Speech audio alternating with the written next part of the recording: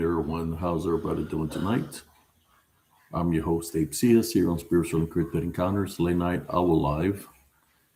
For those that are tuning in on Restream, YouTube, Facebook, and Twitch, and for those who follow my show TikToks under Abe Cias 895, hope everybody is having a wonderful evening. Here we go, take two. I had to restart the live stream because I couldn't see no messages, but I see that it's working now. So how's everybody doing tonight? As for me, I am doing well. Just recuperating from the move, you know. So a little bit tired, but I'm hanging in there. Let me share out this live out to the groups that allow me to share. There we go.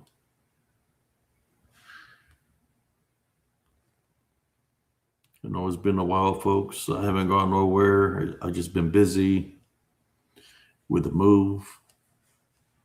Already moved everything.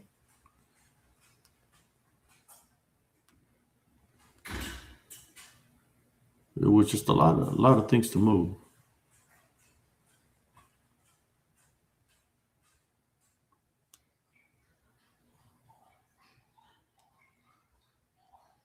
Sharing it out. There we go.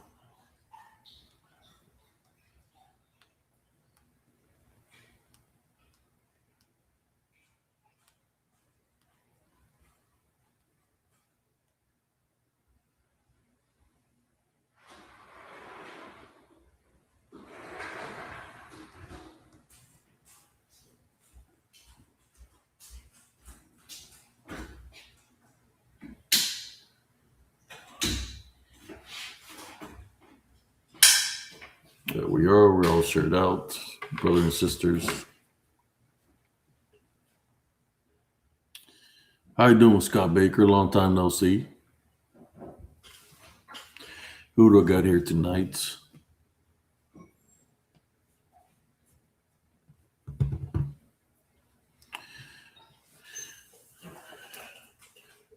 Yeah, it's been a little bit nippy here in Texas. You see, there you go, the yin and the yang. You got a little werewolf jacket. This house is very nice. The ceiling fans it keeps the house fresh. There's sometimes I have to lower the ceiling fans. I'm thinking it's going to be an energy saver when it comes down to electricity. But yeah, the ceiling fan keeps it very fresh, so we have to lower down the ceiling fans. So, but yeah, it's very fresh house. So I got the jacket on, well insulated. Just put it that way. This is what we got here tonight. Go from the top. We got Lori, a sister beyond the box, Brenda, Scott Baker, brother Law Morgan, brother Andres.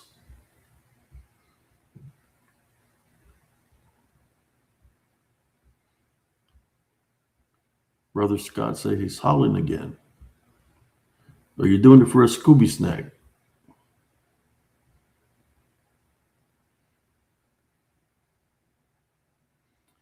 That's fine, Lolo. You have yourself a pleasant evening.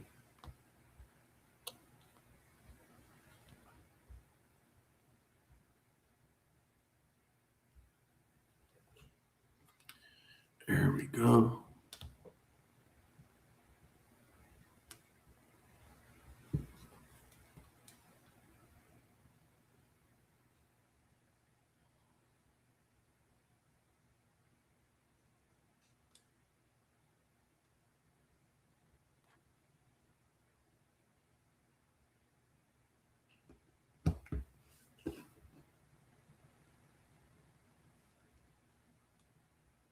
So how's everybody doing tonight? I hope everybody's doing well. just doing a live here with y'all. I don't know how long I'm going to be on tonight, but just to say hello. I did one earlier to where I viewed it. It's just very very peaceful. The atmosphere here is very peaceful and quiet. Sometimes when you're getting your blessing, there's always things around trying to interfere in that blessing. Uh, you really have to be spiritually aware or in tune with your spirit or with the Heavenly Father to understand, when there are things that are trying to develop to trying to ruin your blessing. The DDN, not just the DDN, but all those things that are unclean. They don't want people to be happy. Do you know why they don't want people to be happy? Because happiness is love. They don't want people to be happy. It's their sole mission to make people unhappy. They want people to be angry. They want people to have hatred in the hearts. And we see a lot of that, right? We see a lot of that. Some people might call people haters, right? What would they call them haters for? Because that's what's within them. Not saying that they're bad people, but sometimes when you leave the opening, the unseen forces can use you that way. So if they can attack you because you're protecting yourself, you're watching your Q's and P's, you understand about the balance, then the unseen forces, they target your loved ones, right? Family members, because they want to cause some kind of chaos, some kind of division, uh, to find a spiritual opening to attack. So, what do? Maintain your heavenly love foundation. That's what you do. Don't even though things might be happening, don't dwell in the negativity that the unseen forces are trying to do. Just pray for the Heavenly Father to maintain your peace, your tranquility, and your heavenly love foundation, and you can overcome whatever's going through. And at the same time, pray for those that are going through something. That's what you're supposed to do.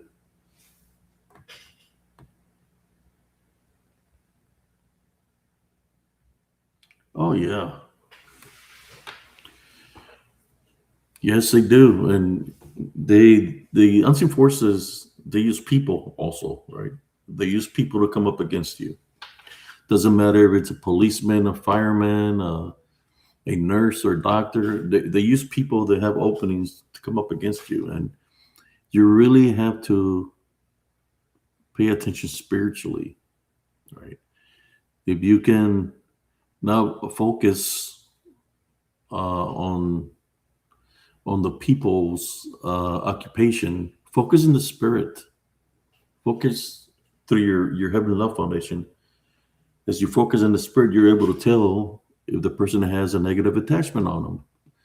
In which, when you have, the Heavenly Father blessing you is called spiritual gifts of discernment. When He blesses you with that, right, you're able to tell and identify what's really going on, right? And I see a lot of that. A lot of people that have negative attachments, that you're trying to put out a good message, and then they try to come up against you to try to stop the message that you're saying, because that's not what they're about. That's not what their focus is. Uh, still haven't set up how I want to set up, so I'm just doing the live here from this desk here. Uh, we just finished closing out the other house. Took everything out already and cleaned it up. We supposed to turn in the keys tomorrow, but we're here in the new home, so we already moved everything. Now we have to unpack everything, so and put everything where we want to put it on, right? In locations we want to put it at. So that's going to be a task by itself, also. But I said, let me make a live tonight. Talk to the members of Spiritual Encrypted Encounters about this.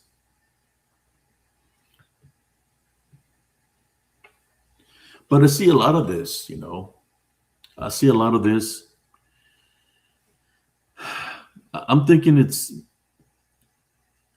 spirits of pride, spirits of pride. A lot of this, the individuals, they have spirits of pride. They think that what they know is the right thing because they think it's some kind of way in their minds. They're Mr. Know-it-alls or Mr. Peabodys. They think that they know everything because they've read the books, they've looked into things, and what man has written to them. That's the way. That's the knowledge they have is things that they read or books or whatever the case, right? Things in the past, but they're sure they're wrong because this world, it all functions in the spirit, right? Because a lot of people that have written the books and things of the past that have spirits. So you're able to know more in the spirit than what somebody has written or anything like that is in the spirit if you have a personal relationship with Jesus Christ. And that's how I gain my wisdom and knowledge and know things. I know when I'm dealing with an unclean spirit, the Gideon, a succubus, an incubus, a banshee, a shadow figure, a witch, a warlock, other entities, fairies, gnomes, trolls. I mean, I've dealt with a lot of things, but that's how they surface up, right? Not that I'm thinking of it, but they surface up how they're going to surface up. So, how do you deal with something like that? You can deal with it physically because it's not something that's in the flesh. So, you deal with it in the spirit, spiritually, through Jesus Christ. You can overcome any of those entities that I've just mentioned. You want to add whatever you want to add in there that's of spirits. You want to add the rake or any cryptid, anything, any cryptid, anything of Greek mythology, things that are within the Bible, you name it, you can overcome it through Jesus Christ. That's what the people in power don't want you to know. That's why they're too busy to trying to take away Jesus Christ out of the equation. They don't want you to know that you have the capability, if you have a relationship with them, to be able to tie, bind, and rebuke in Jesus Christ's name, right? That's the only way you can overcome something with the spirit. And the spirits know. The spirits know if you're true of who you say you are. They'll know if you really have a relationship with Jesus Christ. They know. They know your capabilities compared to somebody falsifying themselves to say they can do this and that. But the unclean spirits, they know what's in the people's heart. So you can't lie to the spirit. The spirit knows everything. So the spirit is dealing with a balance. So that's the way you're able to handle situations with the spirit. Is through the spirit, spiritual warfare. And that's the things that's happening right now in this world. There's a lot of that people are not aware of because they're too busy trying to find answers, man-made answers. They're too busy trying to find things that the man has written. Imagine how many people have written books and written things, and they're being misled. They're not being led by the Holy Spirit. They're being misled by the unclean spirits, the Gideon, and what was written is not really true. That's why I think that there's a verse in the Bible where it says, "Do not dig in the ground and leave things in the ground in the past. It's in the past for a reason, right?" But if you really want answers, spiritual answers, just have your relationship with Jesus Christ. It's that easy. I know sometimes things happen in people's lives that they blame somebody. I've known a lot of people that've been through a lot of things in their lives, and they want to blame anything they've been through. They want to blame Jesus Christ for the things that they've gone through or things that have happened to them. But is it really Jesus Christ or the Heavenly Father that's making the things happen the way they're happening. Like I said, there's a lot of unclean spirits around us, and those are the things that is causing the chaos and division that is happening in this world. Of course, wars is not a good thing. A war is not going to help nothing. It's just going to make the situation worse, because where there's war, there's hatred and there's anger, because somebody's going to live and somebody's going to die. So that's not helping out the spiritual war, right? The spiritual war is that's not helping out. They're just making things worse, especially when you go to other areas or territories, and there's other entities that are out there that have jurisdiction in those areas. Like when we talk about in the war I was in, you have the Djinn out there, the Djinn, which to me it's the same thing as a DDN, spirits, unclean spirits. But they know.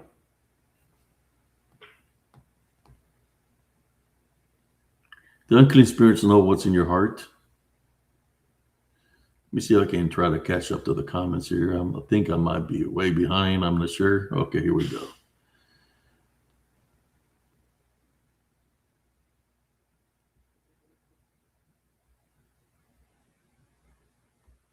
I'm just going to catch up on the comments and continue.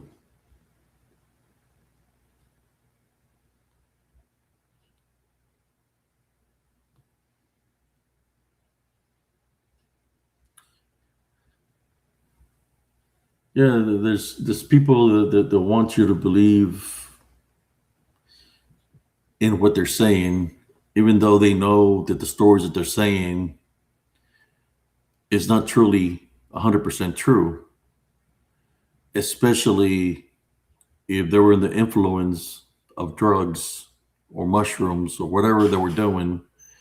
So I've seen it here and I've heard it, not just in the spiritual and paranormal, but even in cryptic communities, where people say that they encountered Bigfoots, they've encountered Dogman, they've encountered aliens and reptilians, but then towards the end of their story, I forgot to mention, I was high on mushrooms, I was smoking weed, I was dropping acid. They forget to mention that, but they mention to the very end, but they still stick to their story in their minds, right? Because they were in the influence of that and something that they witnessed. It's real. Not if you're in the influence of something, it's not real. It's more of the side effect of the drugs that you're on. Uh, Now there are things that can happen in spirit, right? But how if you're putting yourself in a situation and the hallucination of the drug is the side effect that you're seeing all those things. So the story is just basically saying, if you would say that you're dropping mushrooms or acids, or you're doing some kind of drug at the beginning of the story, then it would make more sense for people than and there's some people, man, that were in the influence of something until this day. They're saying their story is real.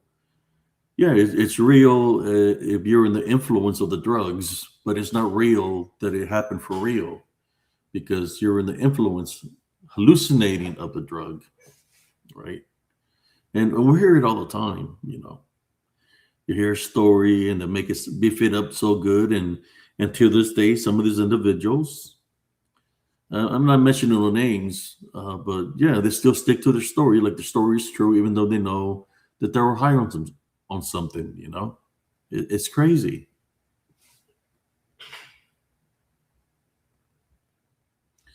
I see. You ever see the movie? What's the name of the movie? The one with the UFOs that made the sound like doo doo doo doo doo. There's a guy come in saying that he's seeing a UFO like that, but then he said, "Oh, I forgot to mention I was high on mushrooms."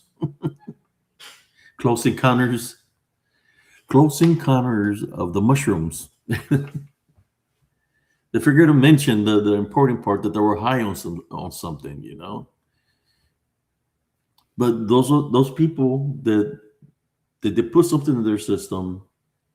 Till this day, they still say the stories like if it's real, even though they know for a fact that there was a side effect of the drug that they were taking. So it's basically what I'm saying is question these individuals, you know. Same individual says like 10, 20 stories. I wonder how many of those 10 and 20 stories were the person high on some kind of drugs, you know. So if people are sharing the stories of the individuals, they were high as a kite. Uh, or they're real stories or the stories that they're high, you know. Well, not even the story that's high. It's a hallucination. So it's something that's made up from their own freaking minds, you know. I'm just being honest, and I'm right here in Spiritual Encrypted Encounters. I'm not going to sugarcoat nothing. I'm saying it straight up, and I know y'all know for those that are here that there is some individuals that got some bullshit stories, you know, and that they even say it that they're high on something, you know, that's hallucinate. I had soldiers, you know, me being an NCO in the military, I've seen people where some of the soldiers high on some stuff. And now there's one I had to give them an Article 15 because I had no choice. You know, was pulling I was pulling Motorpole Guard. I was the NCO in charge, and my soldier came, and he had a he came and he was in his own little world, and he was talking to me. I couldn't understand what he was saying to me. He was just mumbling and mumbling, talking to himself, and I'm looking at him like, what's the matter with this guy? And he was making no sense.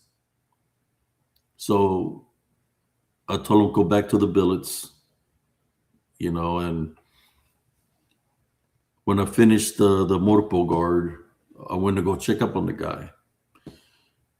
When I went to go check up on him, you know, his roommate was there, and I knocked on the door, opened the door, and said, "Where's so and so?"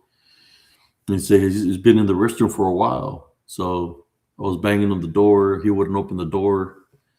So, you know, I used my card and I opened up the door to the restroom, and I found the soldier with his head in the toilet bowl.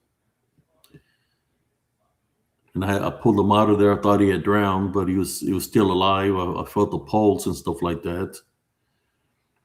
And then when he came to normal, you know, I was trying to figure out what happened, and he admitted to me that he had dropped some acid. So after that, I had to report him. You know, I had to contact, you know, the people in charge of me, and I reported the incident in which he got in trouble. You know, he got in trouble for being an influence of mushrooms, or should I say, of acid, right? Acid. And they took his rank, and they gave him 45, 45.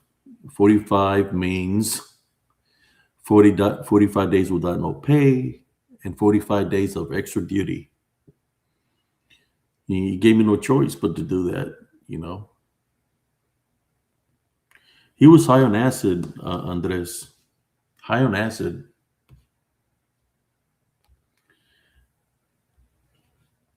They busted him for all that. They busted him for like 3 things, you know, and he could have gotten it worse.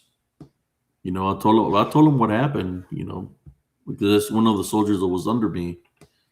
I told him the whole situation, and to my NCO in charge of me, and they took his rank and stuff, you know.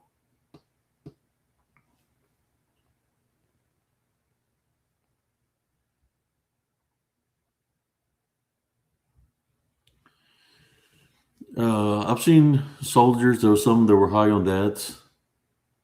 I've seen soldiers high on, should I say, doing meth and crack. Well, at that time it was called a crack and ice, right? Back then, you know. But now they call it meth. I knew people that were doing that. I knew people that were on cocaine. I knew people that were doing hashish.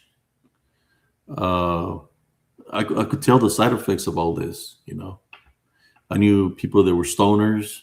You know, uh, but yeah, I just guess it's a personal choice what people make. But in the military,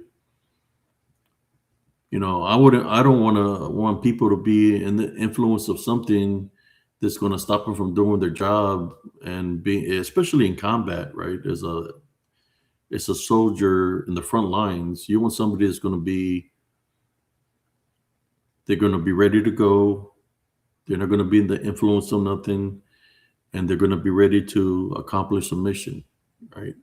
Can't have nobody uh, either in the influence or having withdrawals out there in the front lines because then they're going to be like a loose cannon out there, right? Especially if they're having withdrawals from the drugs that they take and whatever. We don't need that kind of stuff out there in the front lines. That takes away from the mission.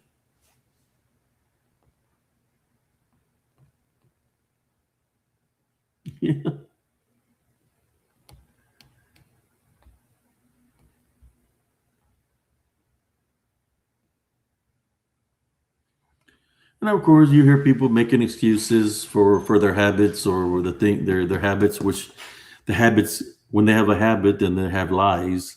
So they might make excuses. Since I'm a spiritual guy, they're gonna say, "Well, certain people, the biblical figures were drinking wine, they were doing drugs, they were living in sin, blah blah blah, and all this stuff." You know, I don't look into all that. I look into the present, right? Into what's happening right now. Uh, but they forget the main thing. Certain figures. How matter of fact, since it was Easter Sunday, how certain figures sacrificed their lives for all of us for our sins. They forget to mention that. They want to mention all the other things, but they don't want to acknowledge that he sacrificed himself to save us from our sins, so we can have an opportunity to make it into the kingdom of heaven. Like I said, people that are in the influence of something, they have some hatred or something. They're going to focus on all the bad things, but they're not going to say nothing good about the Heavenly Father or Jesus Christ. They're just going to focus on the bad things, right? They're not gonna say nothing good about them because when you got people talking about dragons and all this, that right there by itself, it's already letting you know what they truly believe in. There's more of like sorcery. When you got dragons, you got knights and other things of magic, right? So kind of like Dungeons and Dragons. So they're believing in other things besides the Heavenly Father and Jesus Christ. So yeah, I'm the guy that triggers this people. They get triggered when I speak here in spiritual encrypted encounters because I can say whatever I want to say here. You know, when I get invited to join somebody's talk, I keep it to a minimum because I don't want to say nothing. So people start. I don't want to trigger the sensitive people. Should I say, if that's not make sense? I don't want to trigger the sensitive people because they're in their own little world and they got everything perfectly packaged around them. So when I say what the things that I say, like I say here, they get triggered. They can't handle what I'm saying.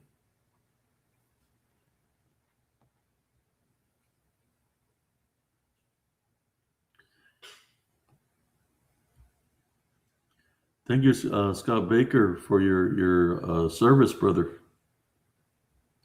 The National Guard.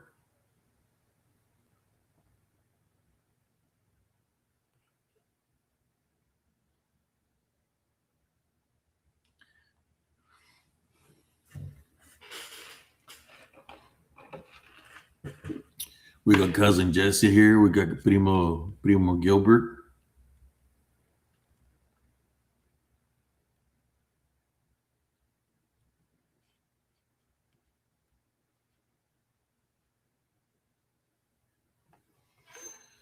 So I've seen a lot of things in the military, man. Of course, the military is non-denominational. The chaplains that work for the military, they're non-denominational. It's not about one religion. They try to mix up all the religions in there, so they don't talk to you a certain way. The only thing they talk to you is like a person. They have to be biased, I guess, and not talk about a certain way of thinking of religions. They just give you advice like of a person. They want to keep it all just business, like a job of the military. The advice that they give you is more of it's not spiritual. It's just to try to keep you focused on being a soldier. Just about anybody in the military is just about that. If you wind up sick, they're saying to a doctor, and they're saying to doctors, they're gonna just tell you, here you go, take a 100 mgs of ibuprofen, you'll be good to go. Doesn't matter you have a broken nose, doesn't matter you have a broken leg, it doesn't matter what's the matter with you. They just want to give you ibuprofen. Ibuprofen is a cure for everything, you know, because they want you to be 100% ready to go at all times. It doesn't matter what you have, they always give you the same medicine. Which to me, if people were taking ibuprofen a lot, maybe that's why a lot of people have problems of taking the same meds. And they want to keep you within the aid station, which is within the battalion, because they don't want you to go to the CTC, which is I mean, the what do you call it? I think well, there's another one where you go. It's like battalion, not battalion, but division level. If then you have the hospital. They want to keep you between the battalion to the division medics. They don't want you to go to the hospital if you have something wrong with you.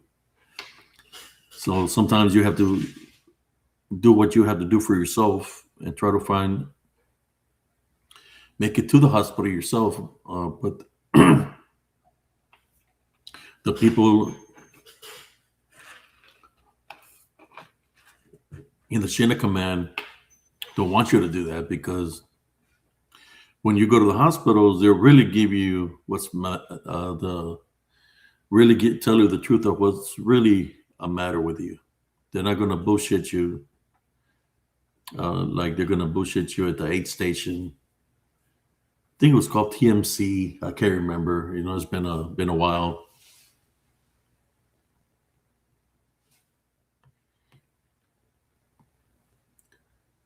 So we got 39 viewers here. So what do you want to talk about? No, I mean, it's been a while. I got this shirt here. I mean, this sweater here that I got on here. Let me light it up a little bit for y'all. There we go. We'll talk about the balance, the yin and the yang. I've seen things that are light blue like this. Then I think the red orbs, and we can talk about that. I've seen red orbs, and I've seen light blue orbs. The light blue orbs, or should I say, when the Heavenly Father opens up the heavenly gates and you go into prayer, I've seen the light blue light come, in which it's of the Heavenly Father. It's there to protect you. But then I've seen also the red, in which the red orbs or the red manifestations, they're not good. Red by itself is letting you know what they're about.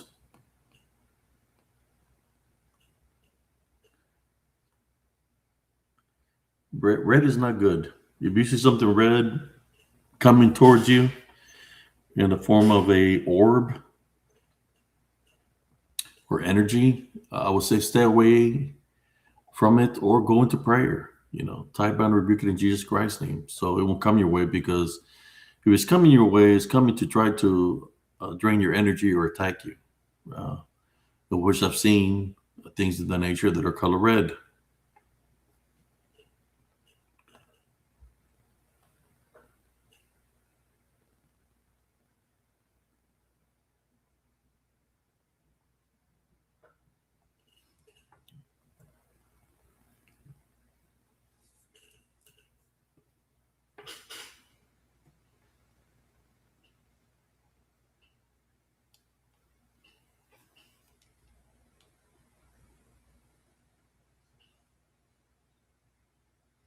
I know it's not no open mic night tonight.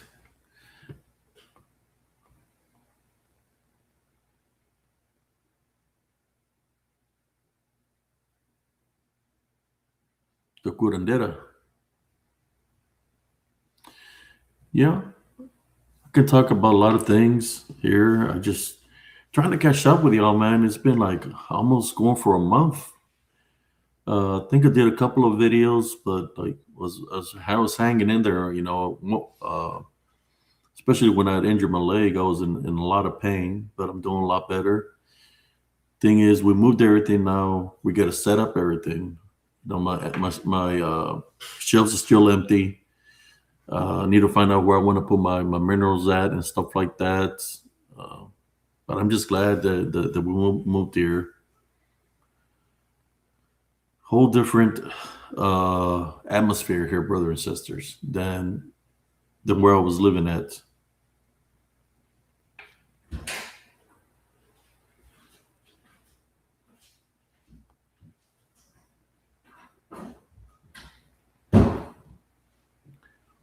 Yeah, when you think of these things of the energy, you know, I got several stories that I could share with you. Uh, trees have energy, and sometimes, brother and sisters, as we know that these TDN or unclean spirits can transfer themselves into people as in a form of possession. They can do the same thing as they can go into something that's living, like a tree. I do have some stories for y'all. I have one that happened to me that I can share with y'all in a moment.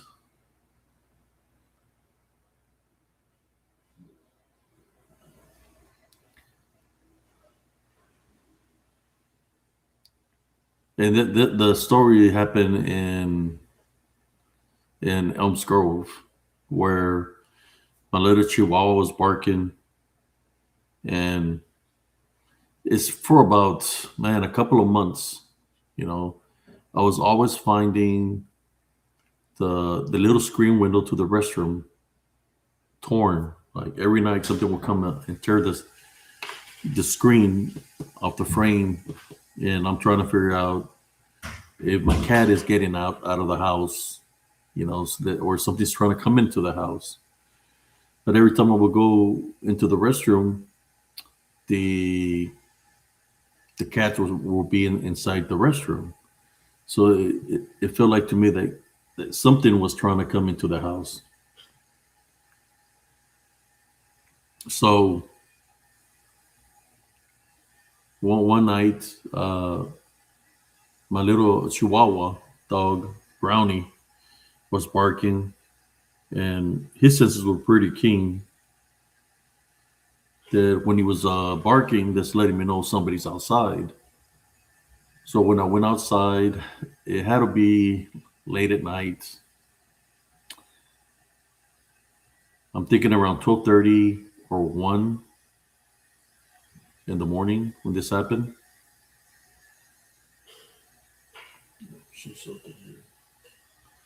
Yeah, it was around 12:30 or 1 in the morning. I stepped outside going down the porch, and when I went down the porch on the sidewalk, I I seen a silhouette. I seen a silhouette of somebody standing by me, you know, out of through my right view. And when I seen it standing right there by me, I took a swing at it. You know, I took a swing at it out of a pure natural reaction. My military instinct kicked in. I took a swing at it, but my punch went through it, and he was still standing there.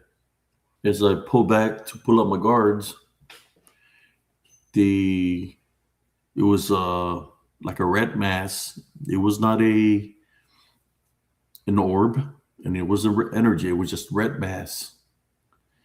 It was red mass, kind of like a imagine a person without the flesh. So it was red mass, just red, just like red. Somebody without skin, you know. what's something that could be without skin? A shaped skinwalker, right? So it was just red, no skin. It's looking at me. I'm looking at it with my guards up, waiting for it to make its move.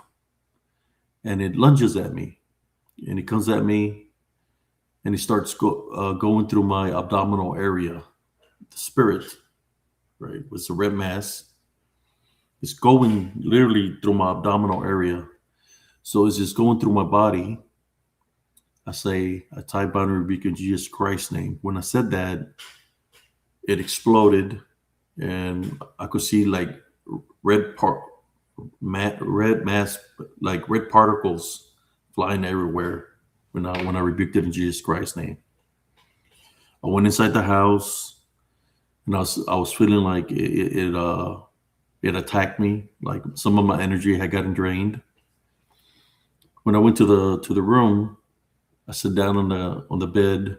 My son was like 5 or 6 years old, and he said, "Dad, what happened to your back?" That's what he said. Then when he took a picture of my back, and I had some scratches, and I think those scratches that I had on my back was from when I rebuked it in Jesus Christ when it was going through me. So this was something that was almost human, but it wasn't human. It was still a spirit, but it was a red mass, it had no skin. I believe that was possible shapeshifter skinwalker. Maybe I might have when it might have been in how should I say, shapeshifting. Maybe I caught it in mid shapeshift, that I reacted to it. Physically, it didn't do nothing physically because my punch went through it because it's in spirit. But when I rebuked it in Jesus Christ's name, it's when it was effective. You know, NIMS.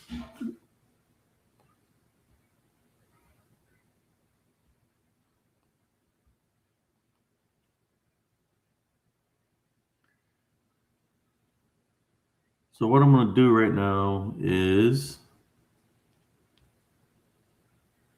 since it's been a while that I've had anybody here, but if anybody got any questions about what I shared, I'm just going to drop a link here. See who might want to jump on here for a little bit. But yeah, I swung at it. Back then I was younger when this happened. I was freshly out of the military, so my military instincts were pretty keen. I reacted to it, and my punch went right through the mass, like it was, because it was a spirit. It was a spirit, but trying to manifest to look like a vessel. I believe it was a shaped skinwalker. But yeah, that was crazy.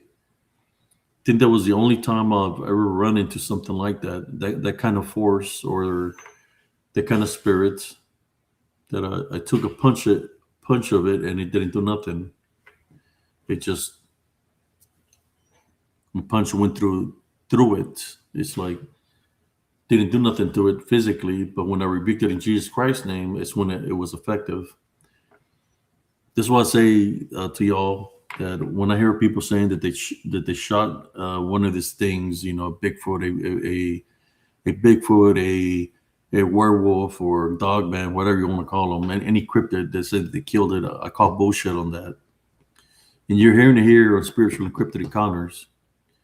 If I'm calling bullshit, then yes, I am calling these people that they're lying, their stories being fabricated, that they're lying about the stories that they're sharing, that they killed a Bigfoot, that they killed a dogman, especially if they have no evidence and no proof. I'm just dealing with what I've dealt with out there.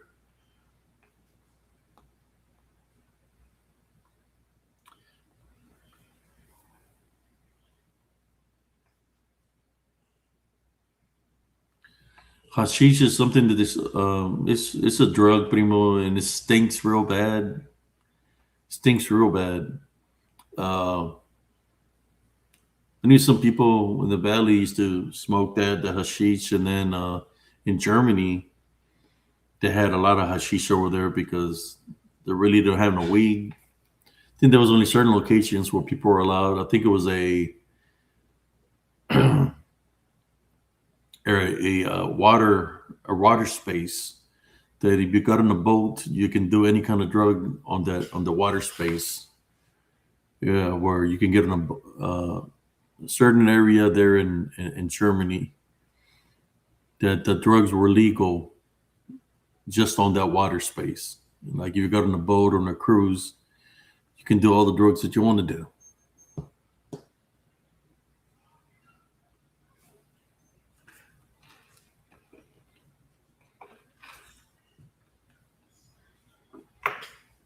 Yeah, yeah. I've seen people on hashish also in Germany. One of my NCOs, I had gone to the restroom. When I came back, he was sitting on the. Well, he went to the restroom and he said, "I'll be right back." He went to the restroom. We'll come back. He would go back to the restroom. He went to the restroom like 10 times, and I'm pulling seat here with this guy. Next thing, by the 10th time that he comes from the restroom, he's just laughing and laughing and laughing. And I'm looking at the movie, and there's nothing funny in the movie because it's a scary movie, and he's just laughing and laughing. I'm like, what the hell's the matter with the sergeant?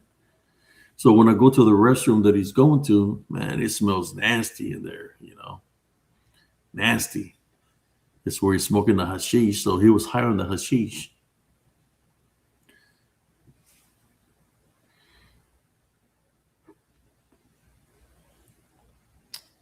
I'm not going to say it's condensed marijuana. It's something completely different. Man, when I seen it, I thought it was some kind of cow manure or something.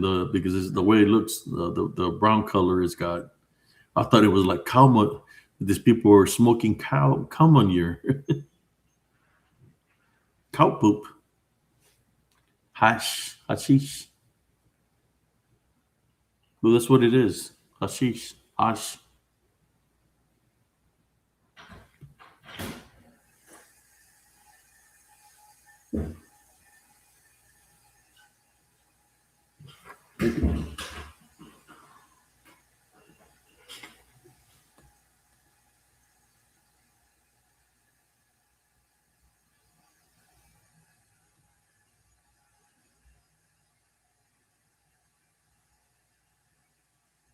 Yeah, it's pretty nasty smell.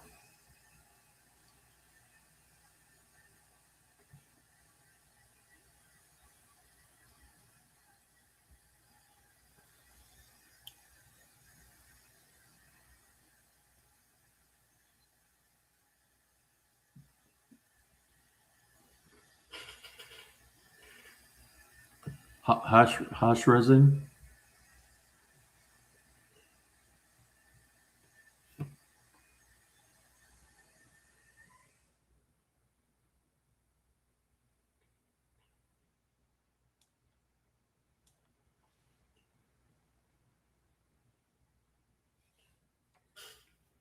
There's Sister Brenda. How you doing, Sister Brenda? I'll drop a link. See if you want to jump on. Whoever wants to jump on for a little bit. We're just talking about this. Yeah, I've seen some people on some weird stuff, brother and sisters. Uh, when I was growing up, I used to go to the corner store. There was a corner store where I where I lived, where I grew up, and the little store was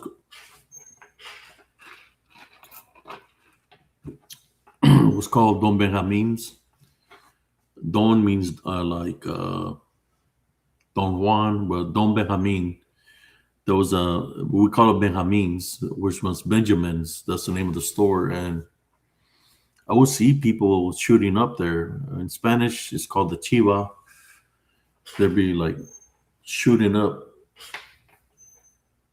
the heroin in their veins. They have the bands where they got it tied, and they'd be shooting up right there by the store, getting high as hell. You know, they'd be trying to talk to me with a needle stuck in their arms and stuff like that. I would just go to get what I had to get. That my mom would send me to the store as an errand. Get the stuff from the errand, like a loaf of bread or whatever. So I would stay away from those people that were doing those shooting up.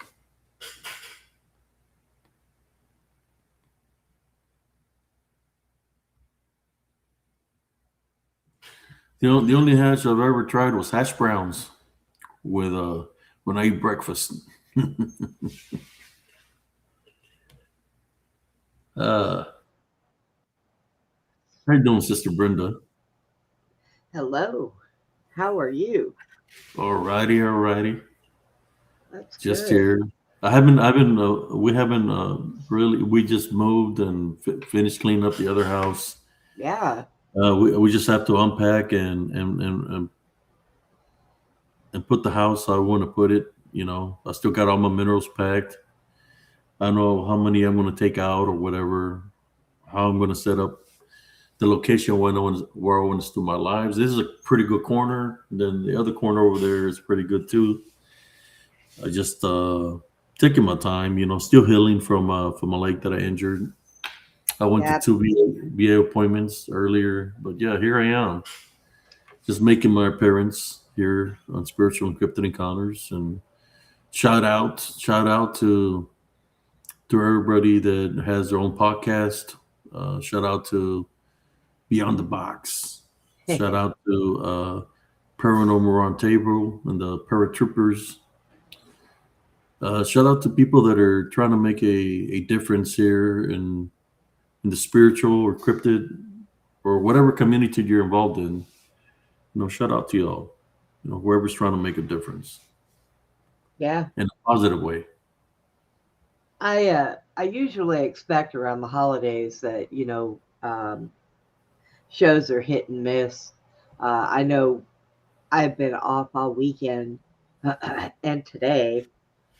Uh, I have a show tomorrow in the afternoon, but I usually around the holidays everybody's off, and I know with you moving and everything, sometimes it's just easier to step away and try to get that done, you know but I'm glad that you're all moved, and I've seen your post of your little Raggedy Andy doll.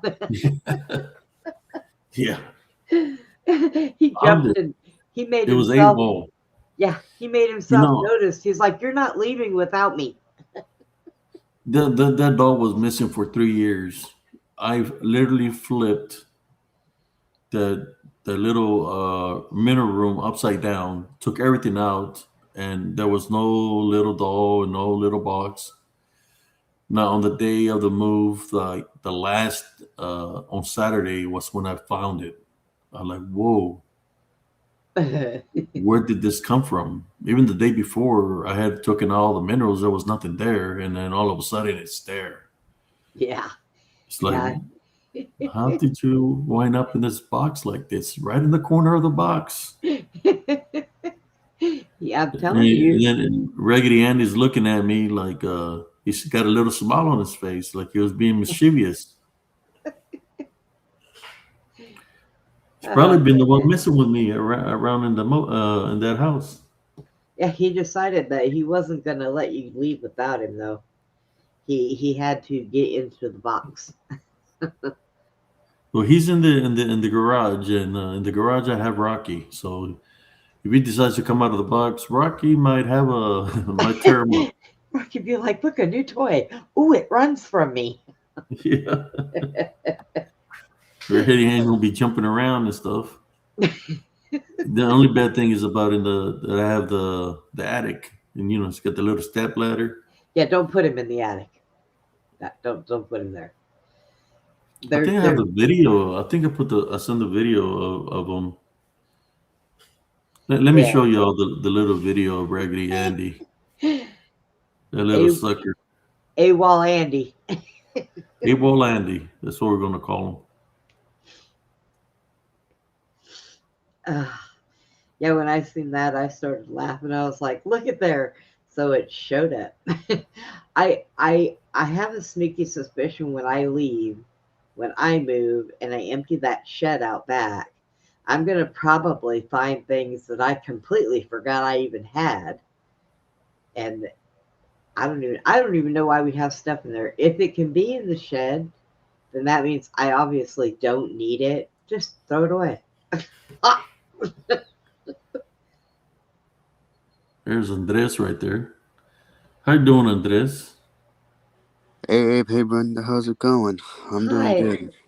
Hi Alrighty, brother. there. I also saw that video you looked at, that you posted. You Yeah. were not kidding about Raggedy Andy, whatever the heck you want to call it. Looks a lot like the Annabelle doll. That's what creeped me out. Well, that's because the Annabelle doll is a Raggedy Ann doll, Yeah. and Really? he's the male to Raggedy Andy, and Raggedy Andy is the male to Raggedy Ann. And I'll Did tell they? you what happened to me while I got it in the box. Let me show you Raggedy Andy right now. I got the video. I uploaded it.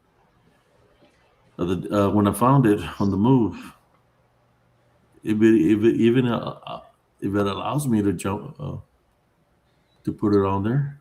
Let me see. I'll have everybody in the chat. Ida, Rain, and Nestle. Jesse, Alan, Gilbert. Jesse. You didn't see Jesse come in? I did. I had a box of Scooby snacks, Jesse, and they did not last very long in my house because I have two little Scoobies that think that they eat everything. Oh, look at there. There he is. Yep, Here there's it is. one. Let me push play for you all real quick. Here we go. Oops. Wait one. Years. Actually, 3 years. Well, look who we got here.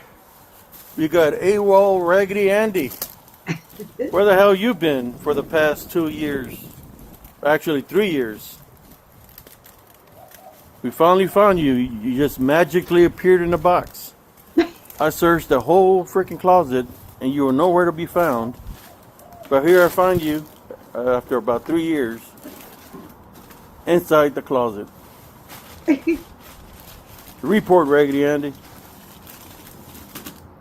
You got something to say? Say it right now. Finally found him, folks. There he is. Freaking Raggedy Andy. What do you have him in? I have him. What I have him in? Yeah, at first I thought, is he in a bird cage? No, you know those where you can put a candle or and light it up. And Oh, it's, you know, yeah, like a yeah, lantern. yeah. I put them in there because the first day that I purchased them, I found Raggedy Andy at a estate sale. Then I had him there, you know, and my wife's like, "Why do you got that ugly dog with you?" And all this stuff. And I said, "Well, I see everybody talking about Annabelle, and Annabelle is a you know is that's what Annabelle is a Raggedy Ann, and this is Raggedy Andy." Yeah. And so I just want to see if the Raggedy Andy has some unclean spirit in it or something, because if the Raggedy Ann had it, that means that Raggedy Andy must have something on him. So I just want to do an experiment just to see if there's some kind of activity. So that night, you know, I left Raggedy Andy sitting on the couch, you know, not thinking nothing of it. And I want to go lay down. So as I'm laying down, I'm asleep. I get woken up by little footsteps running around around my bed. You can hear them like, what the F is that noise? And I tell my wife, you hear that? Like something's running. She's like, go to sleep. It's just your imagination. So I'll go back to sleep. And then I feel, you know, in the middle of my sleep, somebody yanks on my feet. Oh, hold my feet down. As they're holding my feet down, I move my feet, and then I hear, down the hallway, like something running in the hallway. You know, you could hear the little feet. They ran out of the room. So I get up and I go check, and I go walking towards the living room, and the only thing I'm thinking of is Raggedy Andy. So I go to see Raggedy Andy is still on the sofa.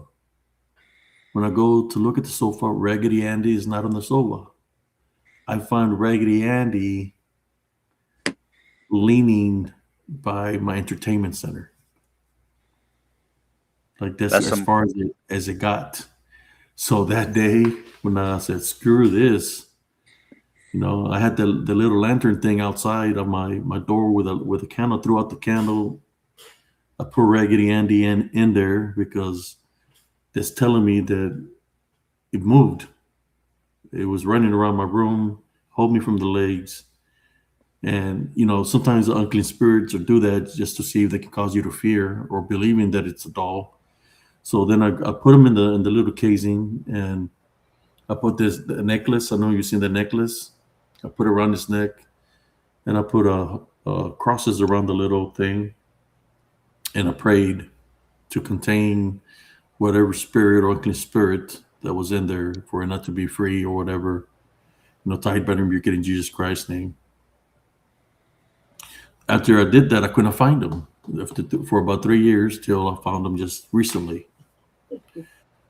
So that's the activity that happened, which is I believe something happened, that there was some kind of deal when they made the Raggedy Ann dolls. You know, some kind of deal or something. I believe. Wasn't it a Raggedy Andy a Procter and Gamble doll? Um, I Do you I want know? to say yes. I think they were. I had a set of them when I was younger. I had a Raggedy Ann and an Andy. But if he gets too far out of control, Abe, just let me know, and I might have to come over and talk with him and find out what its problem is, and then maybe we can just get rid of whatever he's got attached to him if that's the case. I I'm was just about really, to say that's some I'm, core level yeah, removal thing.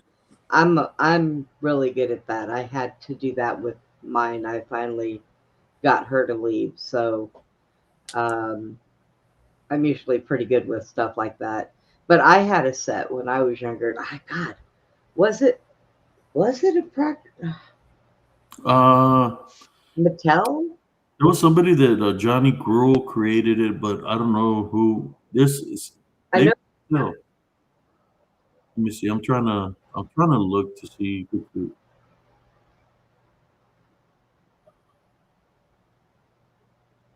Huh. I'm trying to remember. There was cartoons and there was TV shows of Raggedy Andy. Hmm.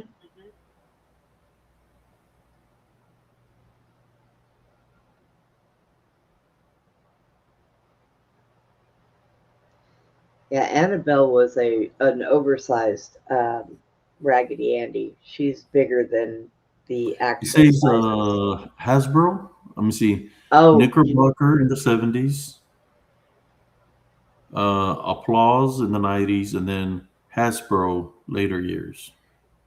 okay. I know And that the now PF Fallen Company. And then, you know, it's just, but it's not saying exactly who. I know that the original ones that were made, they had little.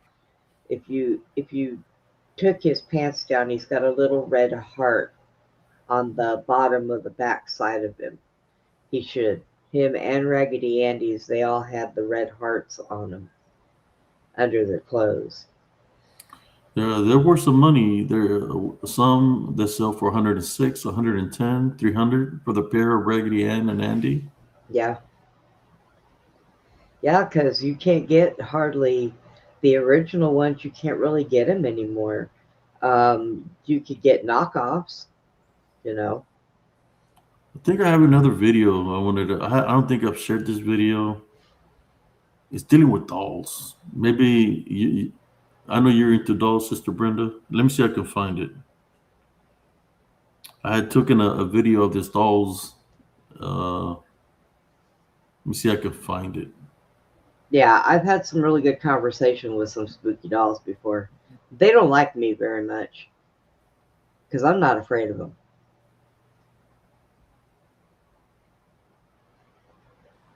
Okay, Let so me- let exactly me- how does that work, Brenda? Do they like project their thoughts, their emotions, and you just give them? They can project their thoughts, or I can speak directly to whatever is attached to them. My dogs hear them when they speak. So does my cat. My Yeah, they cat can sense. always The says, animals can sense when something Yeah. has a negative attachment. yeah. Now my cat, my doll that I had, that I do have here, that had an attachment on her. My cat liked her, and that attachment wasn't a bad one. It was a mentally disabled person that had this doll from the time she was little until she passed away at 32. So the doll was the only thing that she ever really loved. And it was given to some lady, and it was passed down from her like grandmother's grandmother. And the doll's from Germany. She's very old. Her clothes are very old. Like I can't even wash them; they'll fall apart. And she got her, and things started coming up, moving. They were moving. She would put things certain places, and they would be in a different place. And the doll was scaring her to death. So she tried to sell her online, and I got a hold of her, and I asked her. She didn't want to at first. She didn't want to tell me there was anything wrong with it. And I said, well, out of all the dolls that you have, why are you selling this one so much cheaper? She said, well, because it's old and I just want to get rid of it. So I said, well, I'll come and get it. And then she told me about the stuff being moved. Well, that's all it was. She was playing games. She would do it here too. She would move things around, and I would tell her to put them back. I'm going outside. You better have that back where it belonged when I get back in. And it would be there. And my caregiver, he couldn't walk around the house with nothing on his feet. She used to like to rub the top of his feet when he was walking. It used to freak him out. So, but she just played games. She had the mentality of a child. Yeah, Oh, look at that one. go, yeah. This is from a thrift store. Check it out. I'm gonna play the video for you. Okay. Then we can go on talking about dolls here. Here we go. Oops. Yeah, I did it again. You Purple Eyes. You want to go to a new? Hey, want to go to a new home? How about you, Purple Eyes? You want to go to a new home? How about you, Miss Sassy? You want to go to a new home? How about you, Miss Crybaby? You want Miss to go to Sa- a new home? Miss Sassy definitely gets my attention. Oh. How about you, Miss No Eyes? Do you want to go to a new home? Oh, How about you, Pippi Longstocking? You want to go to a new home? Hey, I'm getting some wanna that go last to a doll. I new don't know home? why. How about you, Purple Eyes? You want to go to a new home? that one there. How about you, Miss Sassy? You want to go to a new home? How about you, Miss Crybaby? You want to go to a new home? Abe, go ahead, taunt them. How about you, Miss No Eyes? Do you want to go to a new home? But I forgot this one over here. Look, this one in the back right there. Behind that other one in a box. I didn't see her. See her?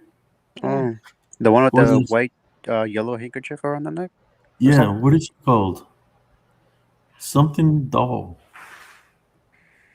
But this one, you know, when people talk about black-eyed children, I was just about to say the black-eyed children. look, no eyes. She doesn't have eyes. No eyes. That's not colored over. Well, I'll be. Look at there. I'm surprised you can even Ooh. get the eyes out of that thing. I know How it's about you, glass, Miss but don't No you? Eyes? Isn't there supposed to be some damage around the eyes, showing that or that thing came with no eyes? What do you think about that? Where'd you find all those at? It's at a thrift store. They're still there. If I'm correct, they're still there. Well, Beyond, But if you want to get some more freaking haunted dolls, Abe told the store and she'll hold right over.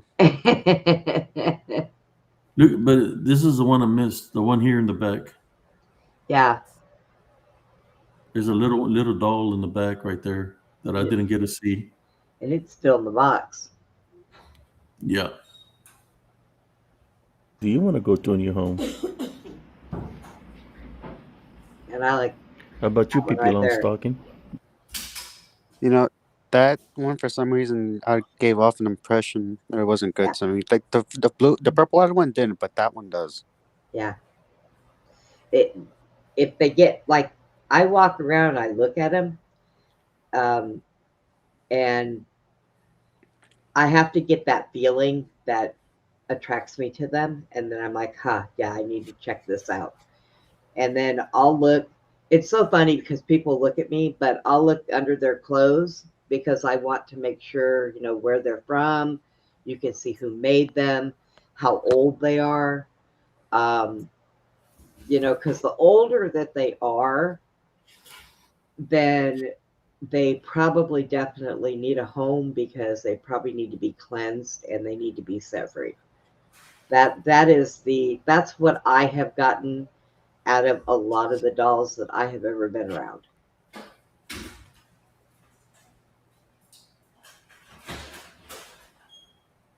So I used to know somebody who collected haunted dolls, Yeah, and this they never. one with the purple eyes, that one's freaky. That one. Purple eyes, I've never seen a doll with purple eyes. Nah, it all depends on the maker. But yeah, I knew somebody used to collect those and had a whole bunch of them. Now they had their own room, and there wasn't a whole lot kept in that room. That he kept a computer in there, but he had them all with each other, and he would go in there and work on the computer. He would every now and then he'd hear giggling sounds, or he would come in and they would be rearranged in a different way, some of them. And you know, I told him, I said, well, I don't think that is a good thing for you to have that much at once in your house all at the same time, because they can gang up on you. You know, I mean, you just don't do that. But he's like, oh no, they're fine here. I'm like, okay, you have a good time. I think I'm gonna have a picture of another doll. Let me see if I can find it. Oh, hey, what up, Law? I thought you were going to sleep, but hey, I understand if I'm couldn't sleep. I'm usually night owl, so I stay up for a good bit of the night. And I'm Rain. In terms of the whole island of dolls in Mexico, I've definitely heard about it. Oh Uh, yeah, you heard about it too, Brenda? yes. Do you know like a tiny bit of the story with it? Wasn't it that somebody had a child that passed away at a young age, and when they buried him there on that island, and they put the dolls out there so that the child wouldn't be lonely or something? Okay, well, that's probably a different story than what I've heard. I heard that okay, Might this be a old lady different place. might be, but probably not. But I'm just gonna tell it anyway in case there's another island, which would be weird if there's two islands of dead baby dolls or whatever. Yeah. The story that I heard was that this old man was like going down a river in his canoe, and he ended up seeing a little girl that drowned, and he decided to hang up all certain dolls on this abandoned island that nobody really goes to. So he started collecting them and just started putting them around in case there was more children, or for her to play with. And there are dozens of it. Wow. But that's the thing. There's no real record of a death out there, which I would get would be isolated. But you would think there was at least something like an old police report, assuming they had those back then.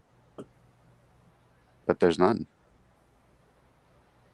I know that way back in the day, before they came up with cemeteries, people used to bury on their own property, or in a place where they could bury somebody, and that's why they came up with the cemetery, so they could charge you taxes, land tax.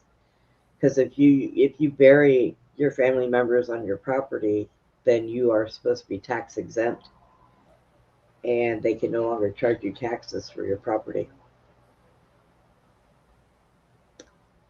Yep. Yeah, my offense. Screw the government for all these taxes. Like we did the whole freaking tax thing years ago to get rid of it. That's why we split apart and came here, and yet we're still being taxed for it. Yeah. Good night, cousin Gilbert. Good night, Gilbert. Thanks for coming.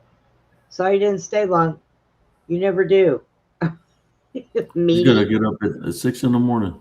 I know. All right, Gilbert. Good night, man. Take care. I just give him a hard time because I don't see him very often. So when he is here, I got to give him a hard time. It's like Jesse. Well, what do you give him? Like you obviously give Jesse Scooby snacks. What do you give Gilbert? I give him a little bit of a hard time too.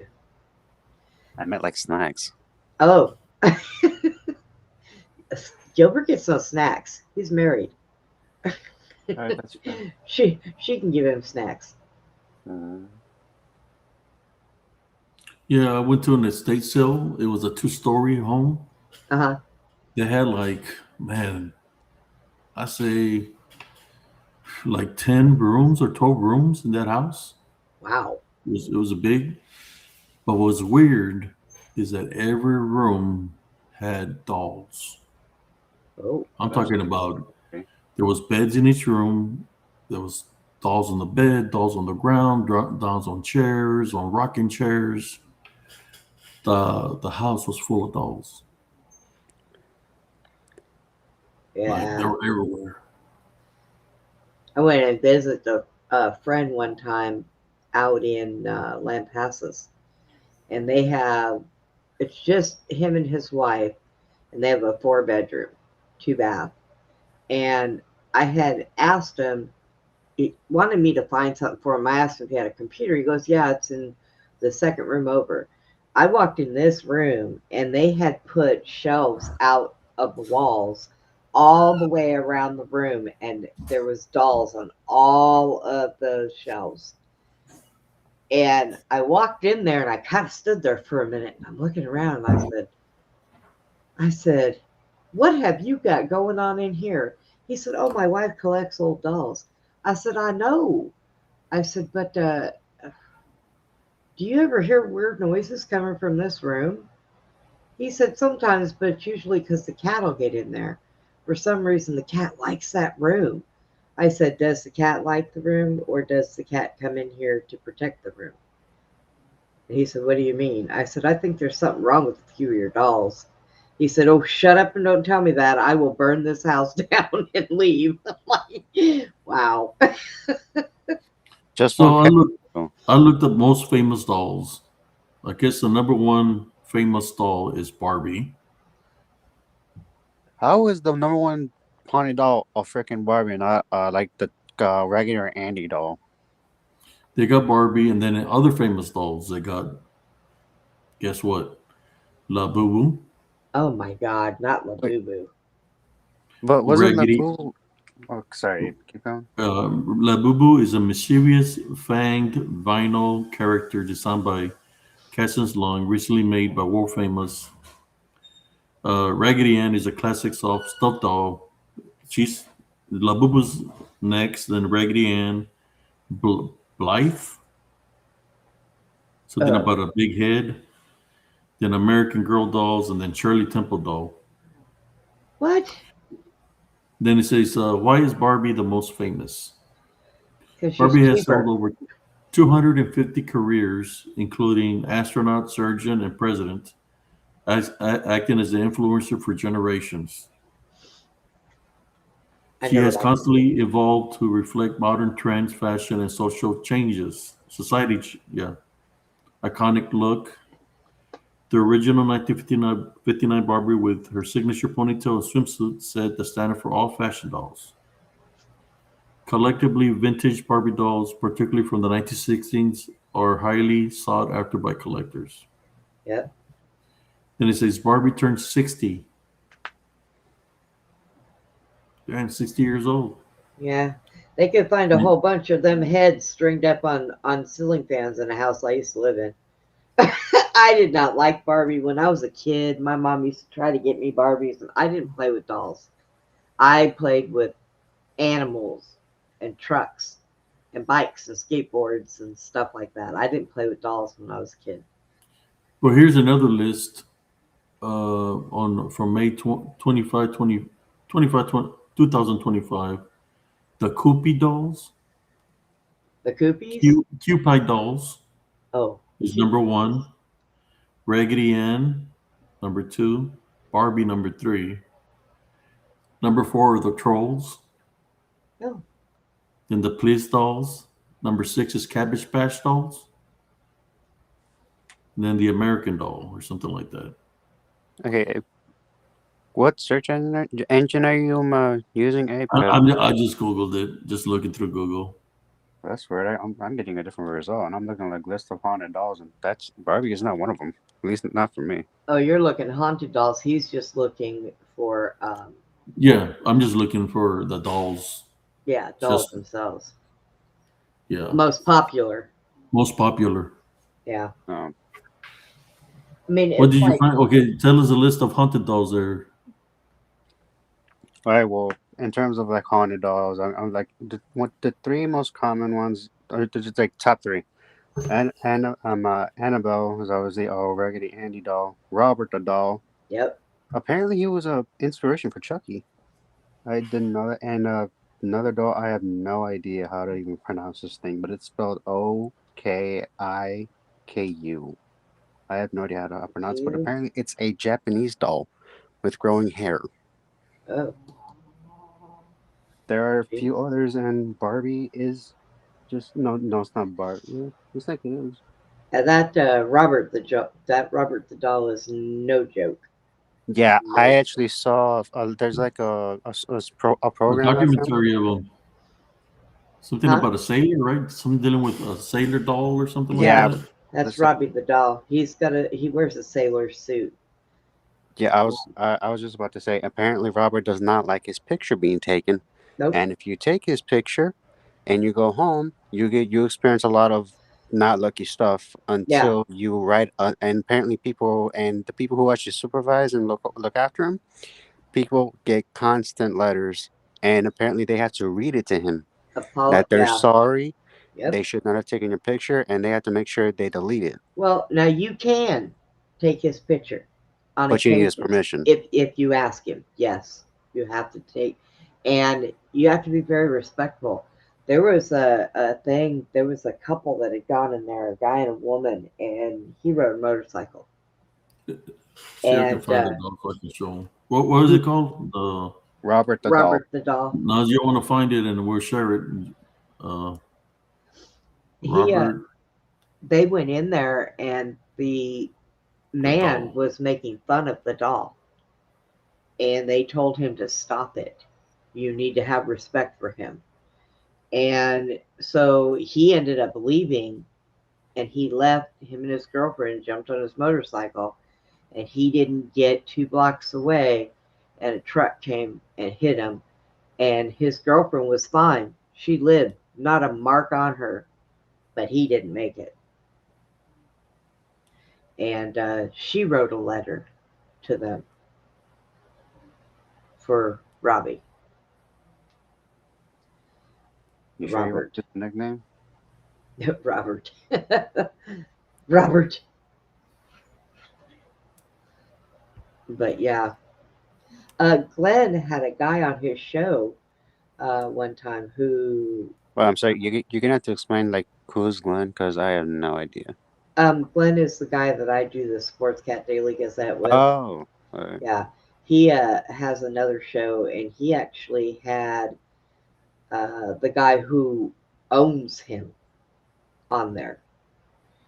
And of course, he's kept in that certain museum. I think it's in Florida. I want to think.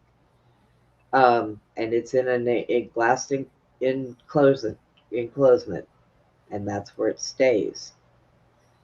You can't really take him out and travel around with him. We still talking about Robert or another dog? Robert. Because he's at well, I'm still looking at Google, and apparently he's at Key West East Yeah, Willow Museum. yeah, in Florida. Yep. Yeah, that's him. He looks like the little character from Cracker Jack.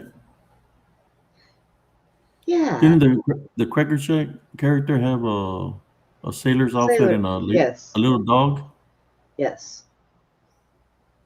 But Robert is African American, looks like, or is he Hispanic? I don't know. I think it's just whatever material. Because Robert was made for a kid. I think I'm trying to remember how the story goes. I think there was a little boy. He didn't really talk to nobody. He had no friends. And I think his father made him the doll. And he carried that around with him forever. Even when he was a grown adult, he still had him. So the spirit of the boy might be in the doll. Nope, the doll had a spirit. When the doll picked up a spirit before, because he used to sit and talk to the doll all the time. So I don't know where the spirit came from. It didn't come from the man, because that man lived to be a pretty good age. But I'd have to go back and look, because I did a little research on him, and I've slept since then, so I don't remember the exact backstory. Well, I'm looking at a basic overview on Google. Sure, I tend to use Google for a bit. If you guys want to hear like the certain details, if you want to hear it. Yeah, go ahead. All right. This is like key historical details. Origin 1904 was given to a 4-year-old Eugene Otto, and he was apparently likely manufactured by something called like the Sheriff Company in Germany. Oh, okay. He was named after Eugene, who went by the middle name Gene. Here's like the curse legend that goes with him, or at least that's what the website says. According to lore, a servant practicing Caribbean folk magic cursed the doll after being mistreated by the family. Supernatural activity. As a child, Gene would blame mishaps on the doll, saying Robert did it. Neighbors reported seeing the doll moving between windows when the house was empty. That's right. Adulthood. As an adult, Gene was an artist, and the doll sat in his studio in the artist house in Key West. After his Gene death in 1974, new residents reported the doll shifted positions and giggled. Yep. Okay, this is when Wow. Yeah, this is Did the doll giggle? Apparently. This is the part where Did it giggle and say no mommy, no mommy, no? Probably not. I don't know that, but the museum, Robert was donated to the Fort East Martello Museum in Key West in 1994, where he's at now. Yeah. Wow. There's like a protocol for him if you're gonna go visit him. If you guys want to hear that too. Yeah, what's the protocol if we go visit him? All right. Visitors are famously told to ask permission before taking a photo. Disrespecting the doll is believed to cause misfortune, accidents, or illness, as evidenced by thousands of letters from visitors asking for forgiveness. Yeah. That's Wow. all. That's all it says for him. So people have experienced this after they take the picture, so it's got to have a negative attachment that's traveling within the pictures that they take it. Probably Polaroids back then, right? I wouldn't be surprised. Polaroid pictures. He's beautiful. I would own him. So how should I say it? I mean, we are sharing his picture. So Robert, we're just sharing your picture. sharing your story to the viewers here on Spiritual Encrypted Encounters. Yes, so people know who you are Yes. and know your story. He's he's cute. I like him. He looks like huggable. Like he must be soft made. Like he's made real soft. So what about the little doggy? Does he have a backstory? Does he have a? Do you think maybe something is in the little doggy? It doesn't say anything about the dog, just Robert in general. That's probably just something that they gave him, so he So wasn't he in wouldn't there be by alone. himself. Yeah. Yep, I'm not. I typed in dog and there's nothing to. There's nothing about the dog. It's probably just like a souvenir or accessory to Robert. I Yeah. wonder if he's got a name. Any names for the puppy? I'm not seeing a name for the dog. I'm just seeing a name for Robert. That would be Robert's dog. That's his name. That's Robert's dog. Let me see if he's got a name. Yeah, good luck. Because I'm personally not saying anything with the dog. Robert, there's a lot, just not the dog.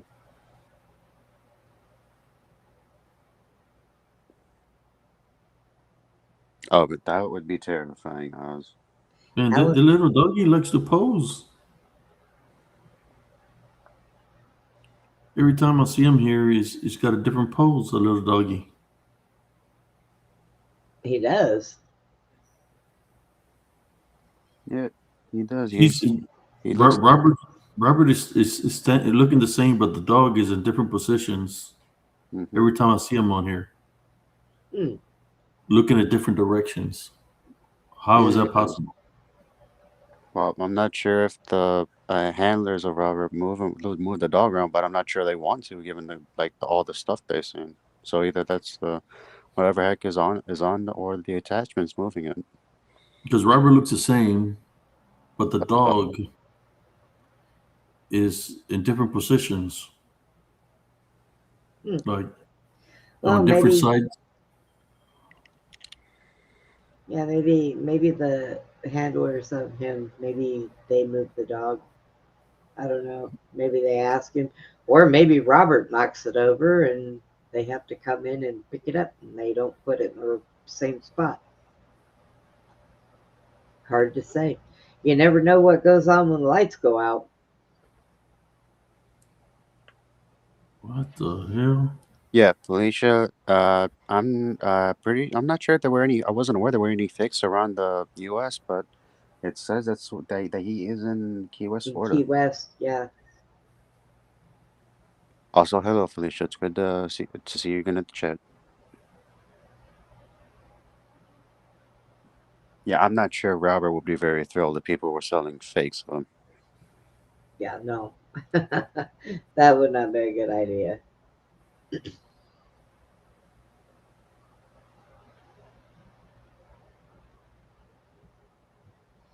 I've known about him for a while.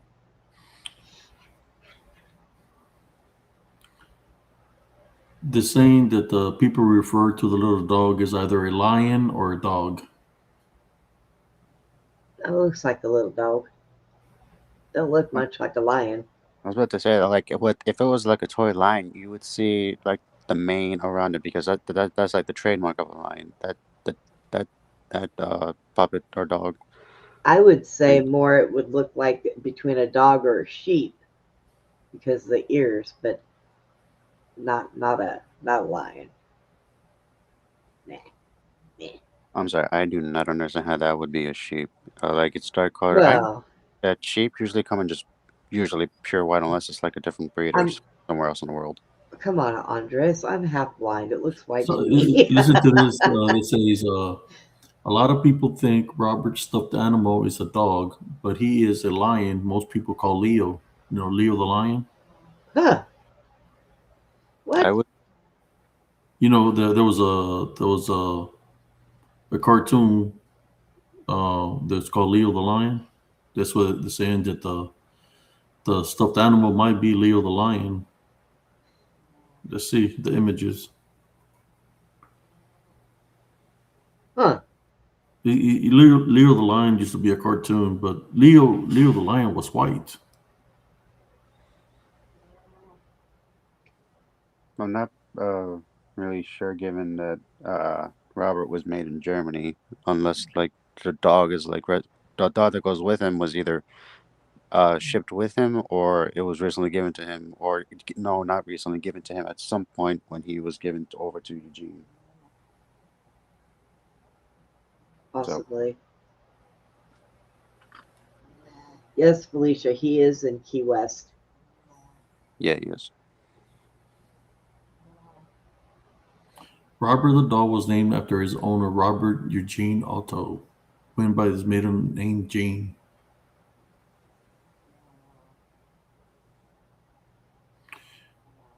The doll's companion, well, often pictured alone, the doll is frequently seen with the little stuffed dog. And it's displayed at yeah, little stuffed dog. He said he was manufactured by the Stife Company. I just pronounced it as sheriff because it looks similar to the word. Yeah. I've noticed that a lot of dolls that come out of Germany, those are usually the ones that have attachments and stuff. Well, it really doesn't surprise me, given like Germany is supposedly where the whole mythical Black Forest is, and from like the fairy tales of that. Like the Black Forest is very notorious, especially in certain stories, and even though they might not allude to it, the forest itself usually has like this dark spot of darkness. From where the darkness comes from, so it has no idea if it was all it. It's like just the name Black Forest, you automatically assume it's cursed. Yeah, I guess I would. I wonder how much he's worth money wise. Having a reputation and stuff, you know. And no telling. Don't let die with the guys with the four eyes and Coca Cola bottles go try to buy him and stuff. Put him in his collection. Yeah, well, I don't think that the museum will give him up, Oh, the honestly. museum won't, but apparently there are replicas of him, and they're sold for apparently around $2,495. What? In my opinion, they should be real freaking higher in terms of worth, especially given it's named after a haunted doll, and you don't know if that haunted doll might come back for vengeance, seeing as that you have a fake version of him. Right? Oh, that would be horrible. Man.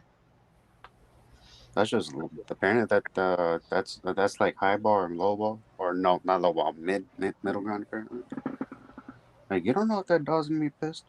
It's gonna be worse if they actually have a gift shop for him right in front of the freaking museum, because he gets to see it. True. Well, you know they made some movies named Robert the doll. They did. Yeah, I wasn't aware of that. Robert. There's one called Robert Reborn. The Curse of Robert the Doll.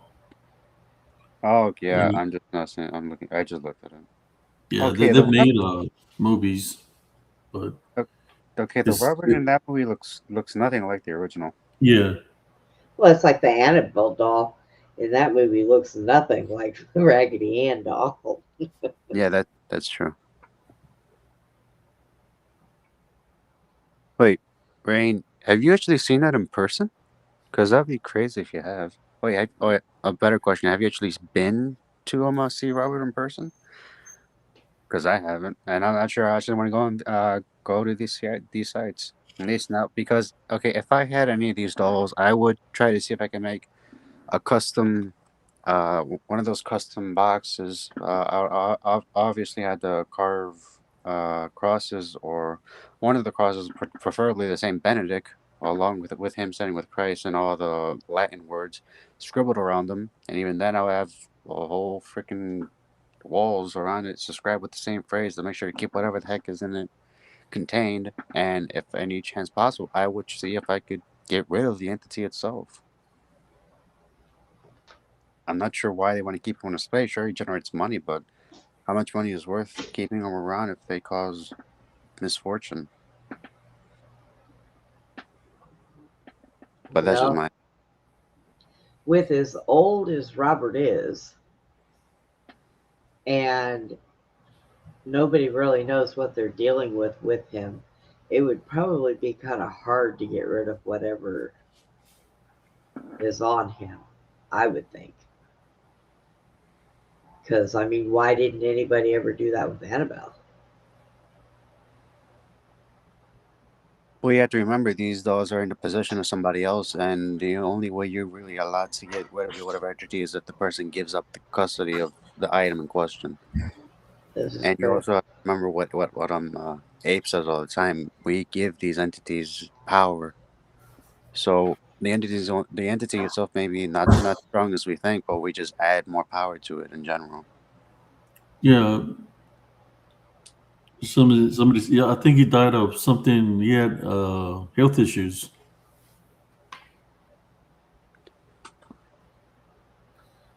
You know, I think he died of natural causes. They just, Oh, you know, they're gonna make well, the Annabelle more famous when somebody dies like that around it. well, that was his handler, or that was her handler, and that was Yeah, Annabelle's handler. And of course, when you look into it, you get two or three different stories about the whole thing. The guy didn't have any medical problems to begin with. He wasn't that old. Uh, Wait, hold on. them, Isn't this after Annabelle supposedly? Wait, is this the same incident where she supposedly vanished?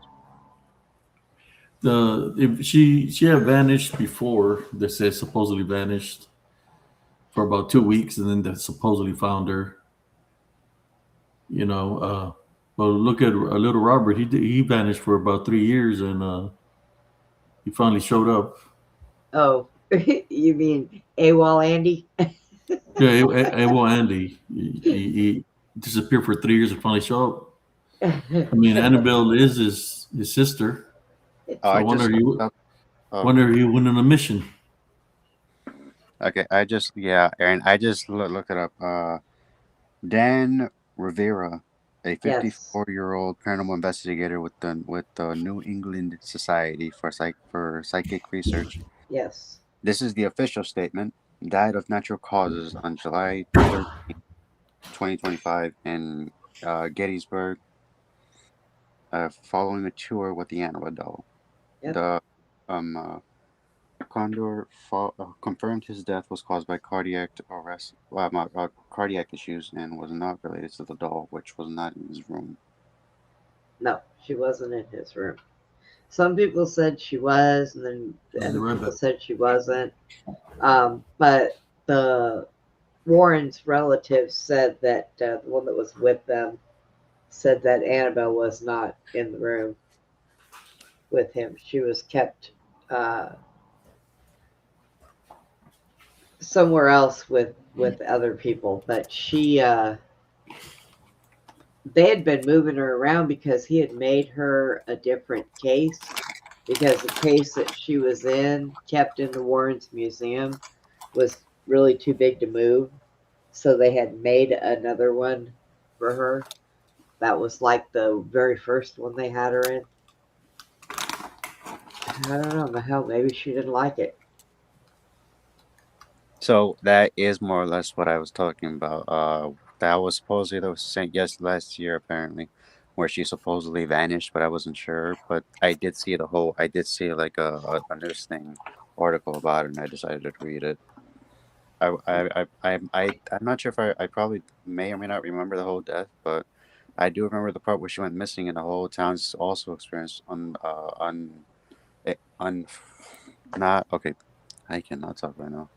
Unnatural phenomena, and apparently one of the towns she actually went to also did experience some kind of prison breakout, apparently of some kind, either that or corrections facility. Yeah, wasn't there a fire in one of them too? The fire Yeah, in the town? if I Yeah, remember correctly, there was. yeah. They had told them not to. See, here's the thing: the Warren son-in-law is the one who is in charge of all that stuff. Okay, and they never wanted Annabelle ever taken out of there. She was to stay there. Period. But he uses it as a way to make money. So he decided to take this big old tour and go on tour with her again. And I mean, if you don't know enough about what you're playing with, leave it alone. If the Warrens never wanted her moved and wanted her to stay there, then leave her. Wasn't it the heart attack that the husband died of the Warrens from a heart attack? Oh, Ed Warren? Mm-hmm. Oh, well, He had heart problems, I right? think so. And That's weird. Lorraine passed away of she was just old. She was up there, boy. But didn't Ed pass before his wife did? Yes, yes. Of a heart Quite attack. a few years before her. If I remember correctly, she actually got to saw the release of the first film that was about her and her husband, if I remember correctly. Before Yeah. Wasn't they also the ones that had to do with Amityville Horror? Amityville. Mm-hmm. Wasn't they Supposedly, yeah. investigators that went there in the Yeah. Amityville Horror? Yes. I'm thinking there were. I'm not sure. Can you check on that, Andres? I think there were Yeah. part of that also Amityville Horror.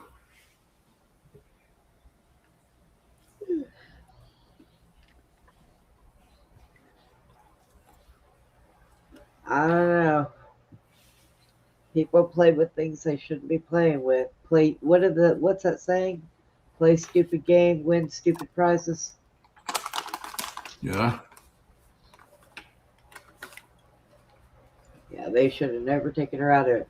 And then they are selling the Warrens' house to that one comedian, Matt Rife, and his friend who is a paranormal investigator. Young guy though, I think he's just starting. Now, they don't get the museum, but however, part of the deal of them buying the home is they have to maintain the museum, like clean it, don't mess with nothing, you know. Oh yeah, he had a massive stroke. That's right. You're right. Yeah, because I The only remember thing, the fact that he was actually bedridden from that stroke, and his wife had to look after him. That's Yeah. like the main reason. Like, sure, they were getting old in age, but they wanted to explore more cases. But then Ed was bedridden, and that's why they weren't really involved anymore in the paranormal. They just stayed home. Yeah. you're talking And about they had a werewolf case also? Oh my gosh, they have all kinds of stuff in there. I mean, The question is, were there unclean spirits that manifested to look like all these things? Which oh, why I'm have a sure. collection? Why don't we just bury the items or burn them, right? So people Yeah. wouldn't be able to dig a big hole and just throw everything in or cover it up. Oh, somebody would figure it out and find them. yeah, And they would be. they And do that that. Oh, I'm sorry, Brenda. Keep going. so that was one of the reasons why the Warrens built that spot and put them all in there, because they went and got this stuff from other people that were having problems. That's where they collected most of the stuff from. And their thing was to make sure that nobody else came in contact with them to where any of these things could harm anybody. They would keep them there. They got prayed over constantly. They had a priest that used to come in once a week and bless and say prayers over every single item in that place. And he would come once a week and do that. So, and they did a good job at keeping people out of there. Well, when Lorraine passed away, that's when the son in law decided to open up the museum. Now, he had stipulations. There were things in there you didn't touch anything. They would walk you through and tell you the story behind everything. And you definitely did not touch Annabelle's case or stare at her or make fun of her or say anything disrespectful to her.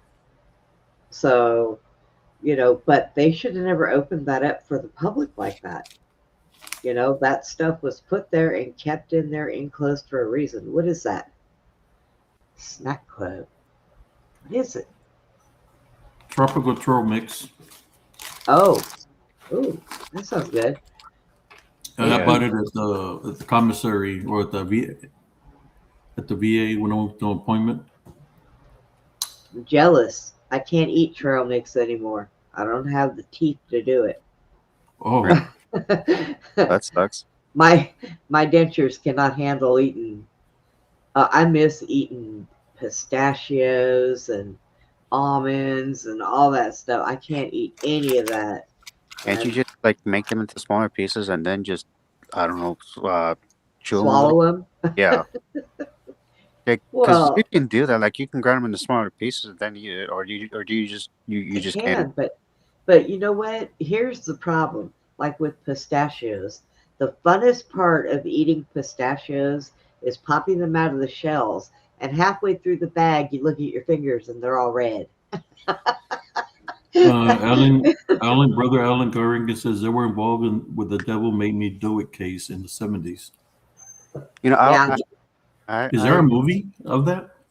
I'm not sure if there is, but I actually did watch a program about that too. And in terms of like, I'm not, Abe, do you know like the basics with that case or no? No, not really. didn't that have to do with Amityville? No, I think that was a separate case altogether, in my opinion, Brenda, but I'm not sure. Oh, Because I remember some of the programs. If you guys want me to talk about it. Go ahead. Oh, right. Basically, this guy, he was dealing with some kind of a domestic abuse or something, and and in general, the person that he was dealing with was demonically oppressed, or there was a spirit attached to him, and this guy decided to do the one thing you're not really supposed to, and that's when he got in his face and challenged it, like, "Come get me." And this thing waited for its chance that it would apparently may or may not have said. I'm just going off my memory. If I want to go into like more detail for it, I have to look it up. But in my I'm just going off my memory. So this thing this thing said a few words to him. I don't remember what words, and it said it will come after him. And then it appeared. It looked like it left the guy, but it still kept tabs on the guy who challenged it. And there was like an argument that happened after a small while. I don't remember how long it was, but this thing saw its chance that it was gonna take a life of take his life or someone else's life, and the guy got into an argument with somebody else, and things got heated, and they may or may not have been drinking, and that's when he actually grabbed a knife, killed the guy he was arguing with. When he dropped the knife and let it go, he noticed there was something odd about the knife. The knife was, in a sense, to him, it was going like it had power in the knife, like it had power to it, and which which which to him was odd because he's not sure if other people did, but to him, the knife almost like it did hold up. The entity did hold up what it wanted to do, which it was going to take. It was going to take somebody's life, and the knife, in a sense, showed proof that it did take something from him, and the knife actually was did have some kind of spiritual residue, which would explain the glowing. And while this was happening, as he committed the act, he doesn't remember anything. It wasn't until after that he realized what he did, and then somehow this was the first. And then he went to court and all that, and this was the actual first case where the court for once ruled that in the spiritual world may or may not have acknowledged it anyway, and he was actually set free. Well, not set free. He had to go for like he had to remain in prison for at least for a little while, but his sentence which was reduced to an extent, and then he was set free. And that was like that made news. the devil's defense. I was That's another name for it if I remember correctly, but I'm not sure. Kind of like that. What was it Emily Rose? Is it is it Emily Rose? Oh no. The the possession of Emily Rose, dealing with a priest that they were trying to lock him up because they said that he killed her, but she had gotten possessed. I think it was called The Exorcism of Emily Rose. Yeah, that's crazy. The devil made me do it. You know how many people said that throughout the centuries? Right? Many, and all it has to do with murder. They don't remember what happened. They just know that they got him in custody, and when they realized what they did, it's like, I don't remember. The devil made me do it. That's what they say. They don't remember nothing.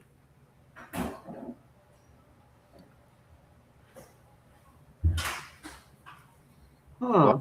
I just looked it up right now on Wikipedia. If you guys want to hear some of the details involving that case, if you want it or not. Go ahead. Oh, all right. The trial of Archie Clay Johnson, also known as the Devil Made Me Do It case, is the first known court case in the United States in which the defense sought to prove innocence based upon the claim of demonic possession and denial of personal responsibility for the crime. On November 24th, 1981, in Brookfield, Connecticut, Arnie was convicted of first-degree manslaughter for the killing of his landlord, Alan uh, Barner or something? Oh I, no. I'm pronouncing it correctly. According to testimony by the Gazelle family, 12-year-old David, um, I'm not sure how to say his last name. It starts with a G. Allegedly had played host to a demon. After witnessing a number of increasingly ominous occurrences involving David, his family, exhausted and terrified, decided to enlist the aid of Ed and Lorraine Ward in a last-ditch effort to cure the child. The Gazelle family, along with the Warrens, then proceeded to have multiple priests petition the Catholic Church to have a formal exorcism performed on David. The process continued for several days, concluding when, according to those present, a demon fled the child's body and took residence within Johnson. These events were documented in the book The Devil in Connecticut by Gerald Brittle. Several months later, Johnson killed his landlord during a party. His defense lawyer argued in court that he was possessed, but the judge ruled that such a defense could never be proven and was therefore infeasible in a court of law. David was substantially convicted, though he only served 5 years behind bars of a 10 to 20-year sentence. The trial attracted media attention from around the world and has attained a level of notoriety due to numerous depictions of the events in literature and television.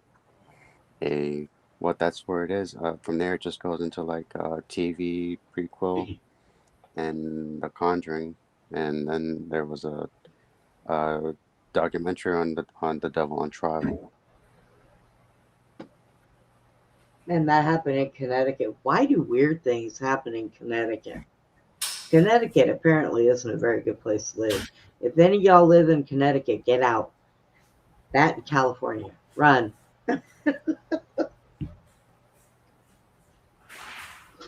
Yeah. Every time you hear something weird that happens, it's always Connecticut. Mm-mm-mm.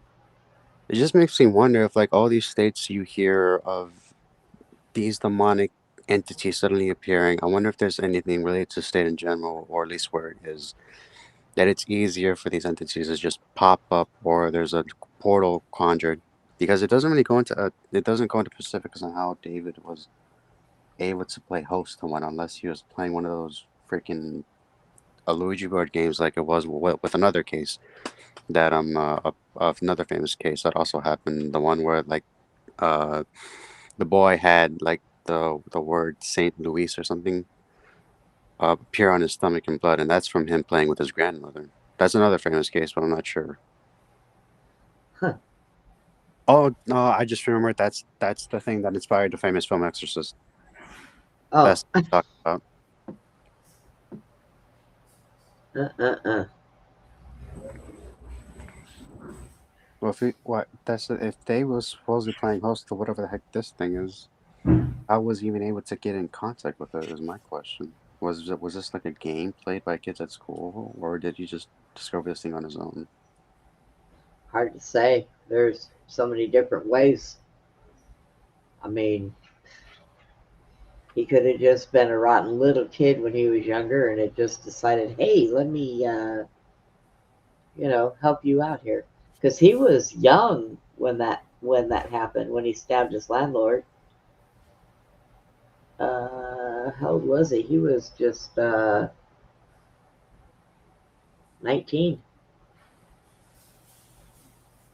So, Yeah, he was 19.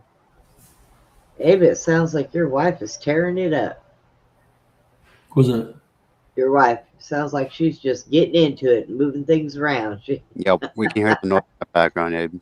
She's No, doing it. that's somebody in the kitchen. Like I said, we haven't put everything in here, so this sounds. I think it echoes. Oh yeah. It Until you sounds get like louder than the other house. until you get everything in place and pictures on the walls or shelves and stuff, it'll echo. That'll stop once you have I figure it'll everything. be everybody be asleep at 1, 9, 10 in the morning, Nah. Why? so you can hear the microwave and everything. I hear something. Okay, Yeah. I looked up how old David could have been, and apparently he was 11 years old when this thing might have when he played host to this thing, and it says that David could have potentially had several entities, but appeared physically in the form of a dark man, at least to him. Oh. So he carried that around with him when he was 11 years old, and then when he was 19, he stabbed his landlord? No, the guy who was convicted in trial, his Archie David was the one who, like, that's when Archie decided to challenge whatever the heck was in David. Oh, The okay. entity passed over from David to Archie, and Archie was the one who went to trial, and that's when they tried to plead the demonic possession at court. Okay, I get it now. Yeah. Yeah, because I said earlier, uh, Archie challenged the entity that was within David, and that's when the entity, in a sense, left and waited for Archie to give him an opening, and just stayed around him until it saw it could take and a chance to attack, and it did. And Archie killed his landlord during a heated argument, and that's when everything just transpired from there. Okay. I get it. Well, Sorry, Ed, sorry for the mix-up there. that's okay. Because I think I had the same Wikipedia page up or Google page, and I was looking at the photographs. But Abe, I think I'm going to get off here because I have to go to bed. I got to get up in the morning. I got some Okay, things to sister do before the Brenda, thank you show. for being on. I'm gonna probably call it a night myself. We have pretty good Hey, viewers here.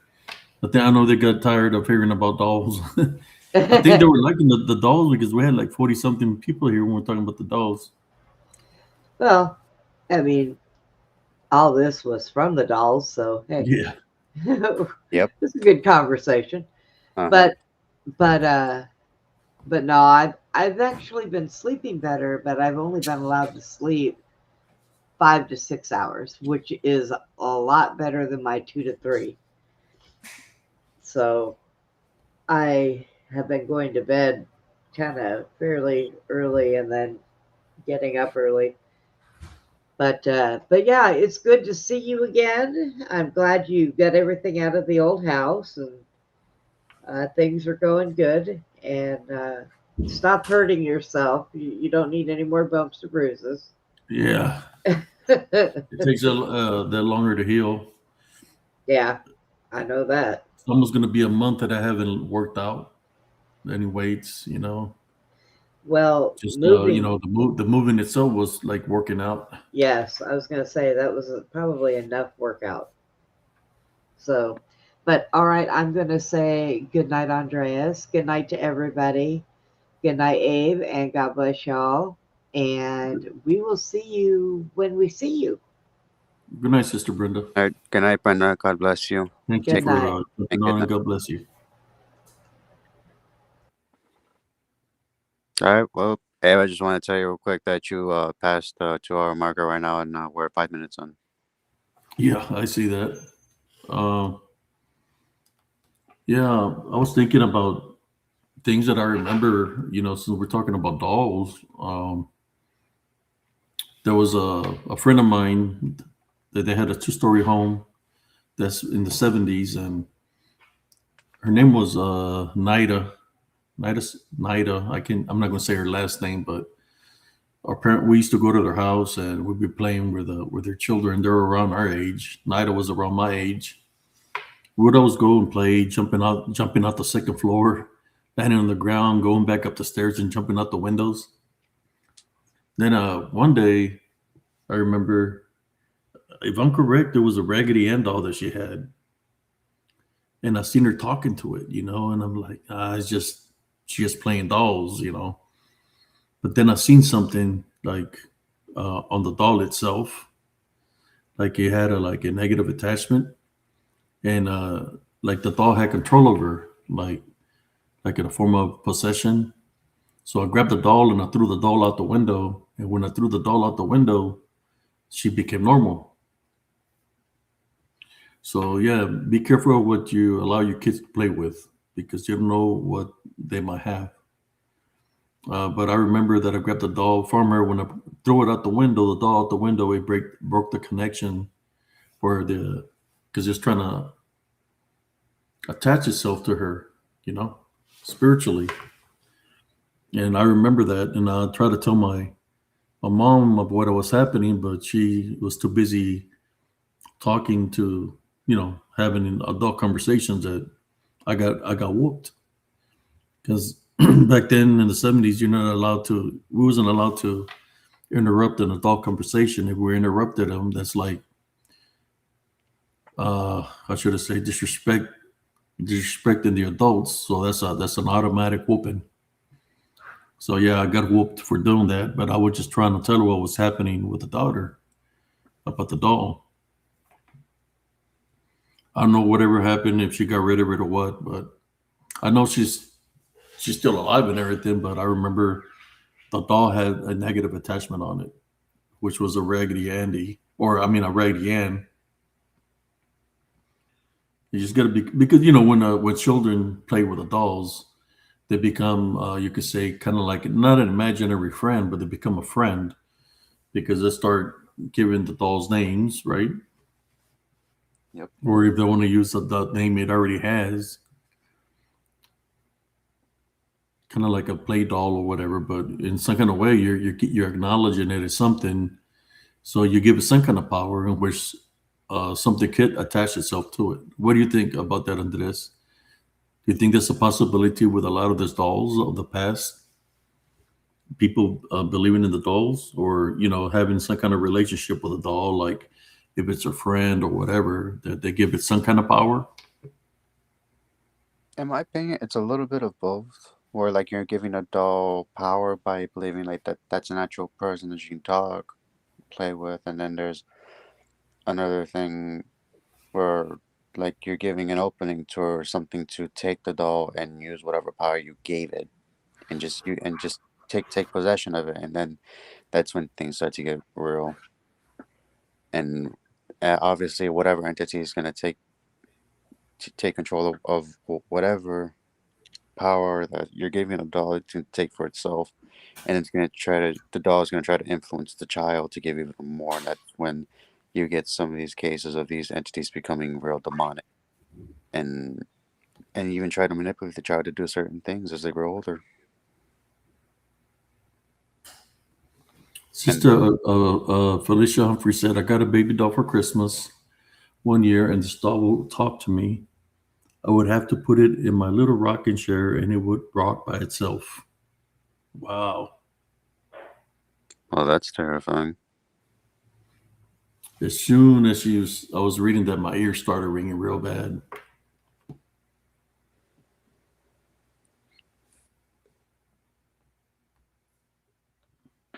Aussie Patriots, I can't wait till our next gathering with y'all. They take care. You are looking much better than you have been for a while. More refreshed to keep doing what you're doing. Yes, I've been resting up.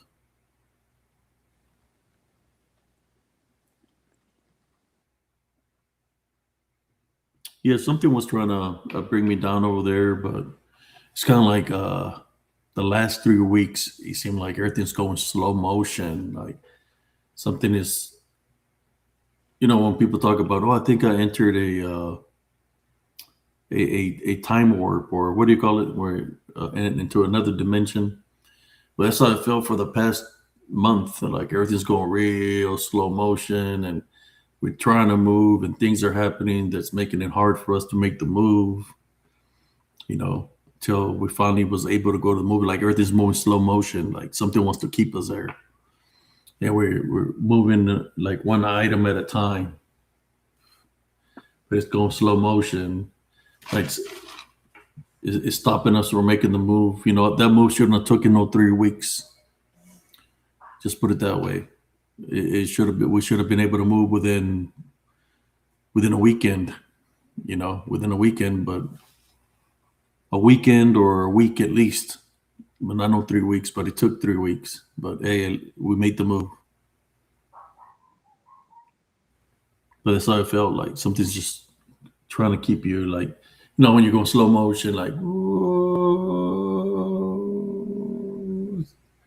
trying to reach for something, but you can't reach it because time is moving slow. That's how I felt like. And I got injured. It's like so it made the move that much harder.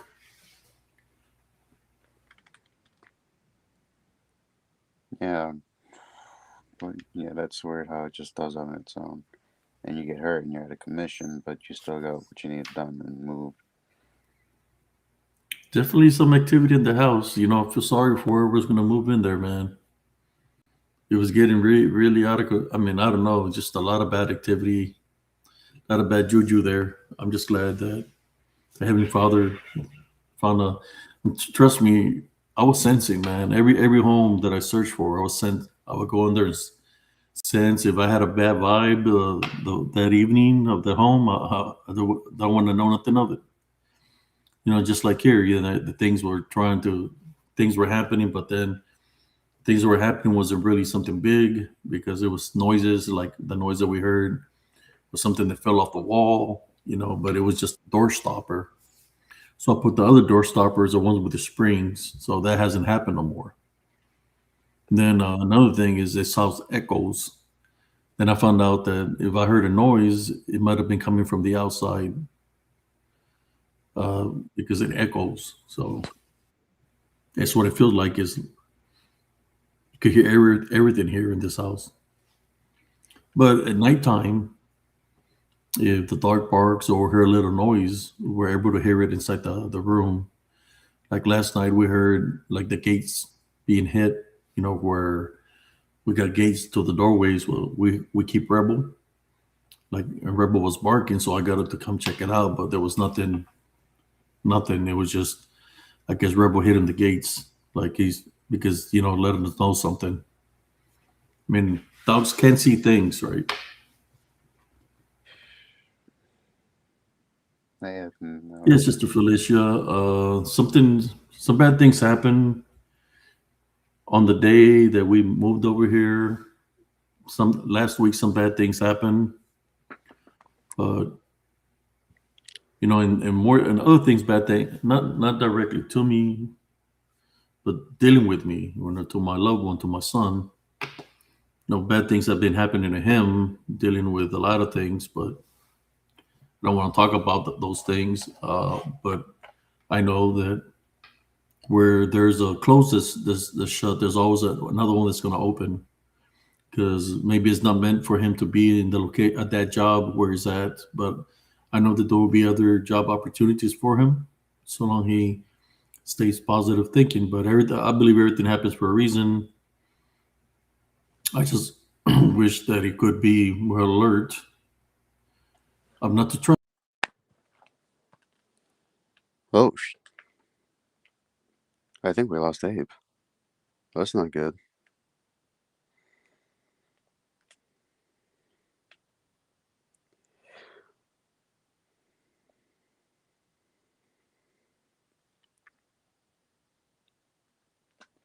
Well, hello.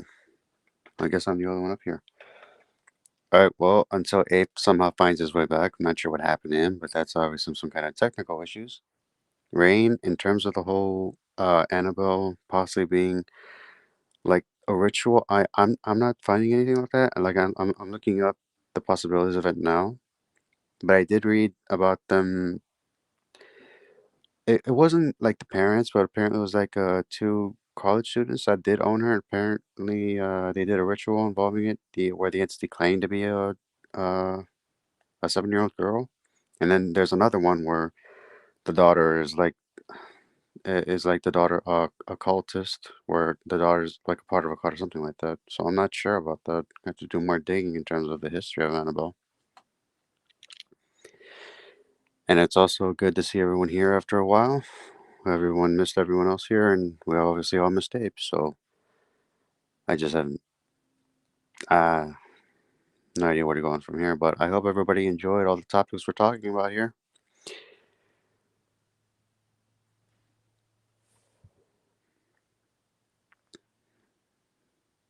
Yes, we do, Felicia.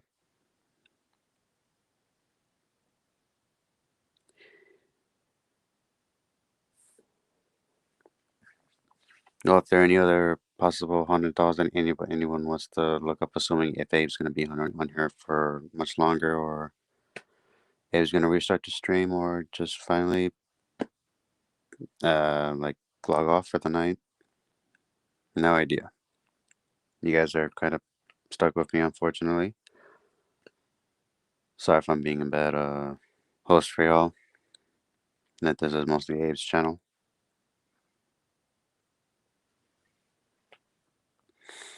Do you guys think I should what's the word? Cover some more like paranormal topics that I know about, or or should we just wait for Abe to come back?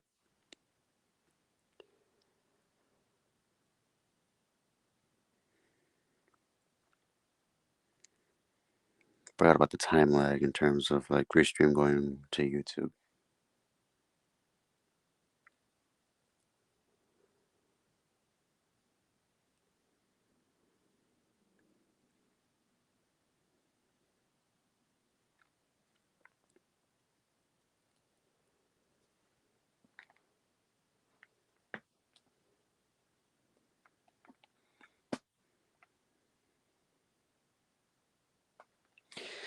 All right, well, it's well, Felicia, it's good to hear that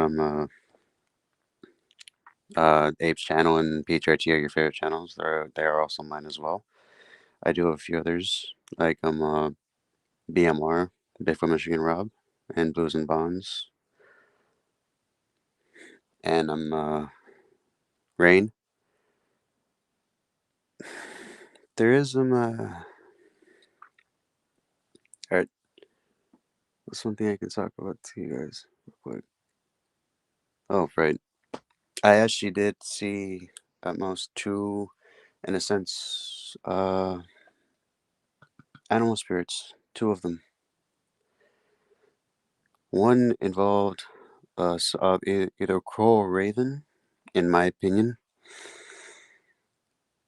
I'm Oz Patriot in the U.S. right now, Central Time. It's 1:37 a.m. Okay, I'll continue. Most of the two encounters that I'm gonna talk about, they're real quick, so it's not gonna take much time. But the first one that actually happened was I saw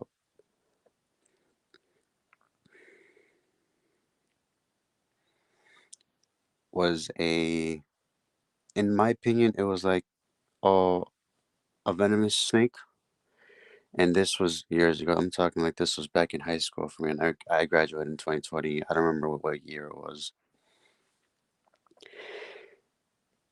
what happened was this was in the morning. I don't remember what time of year or anything like that. Most of the details are foggy, but I remember that experience very vivid because what this spirit or this paranormal or spirit animal did was that I was just looking at my feet, minding my own business without a care in the world, and this thing just decided to run across my feet, and this wasn't an ordinary snake either. Yes, I am young, Rain. I am 24 years old. I I'm rather young to compare to other people in this field. I'm just a starter.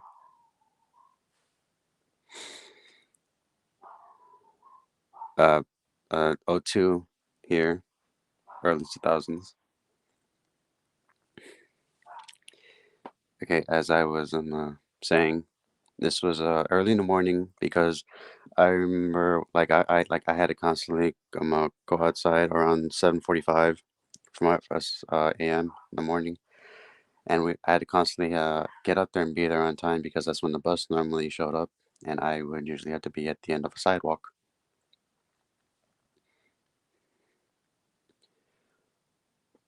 The reason, okay, this most of I had to constantly go outside around 7:45 from my class. Oh, No. hey, back. Man, I thought I was done. It wouldn't let me log on. It said I lost connection and stuff. Yeah, that was weird, As man. soon as I was starting to talk about my son, it's like something cut my feed.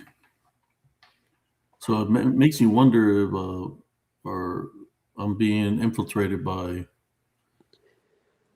people that don't want to talk to me, want me to talk about what's going on. I was wondering how they try to target, people I love.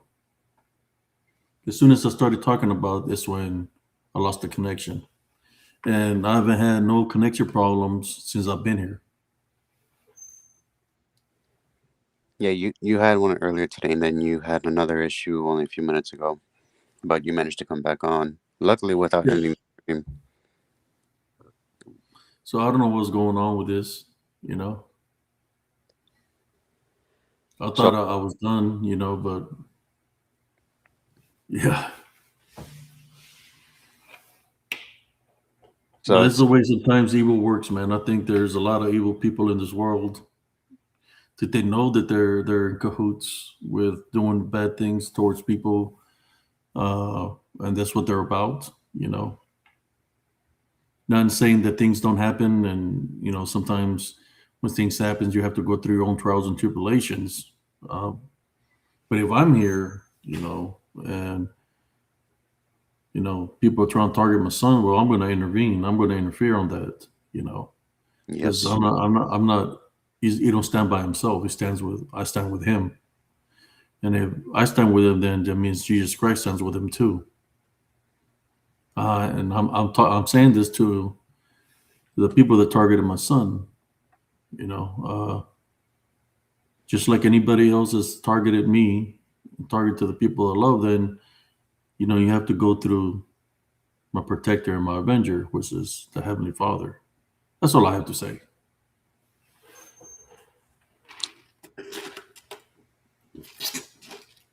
When people talk about 7 times fold, yeah, that's what happens. It's all, how's the saying, shits and giggles, till then to when you realize you messed with the wrong one. Spiritual warfare is very real.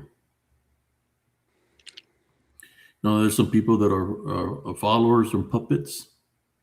There's some people that are leaders, right? yep, So that's what that boils down to. We have a lot of corrupt government, corrupt organizations. That's the way it is. In the latter years, I guess it's going to get pretty bad, man.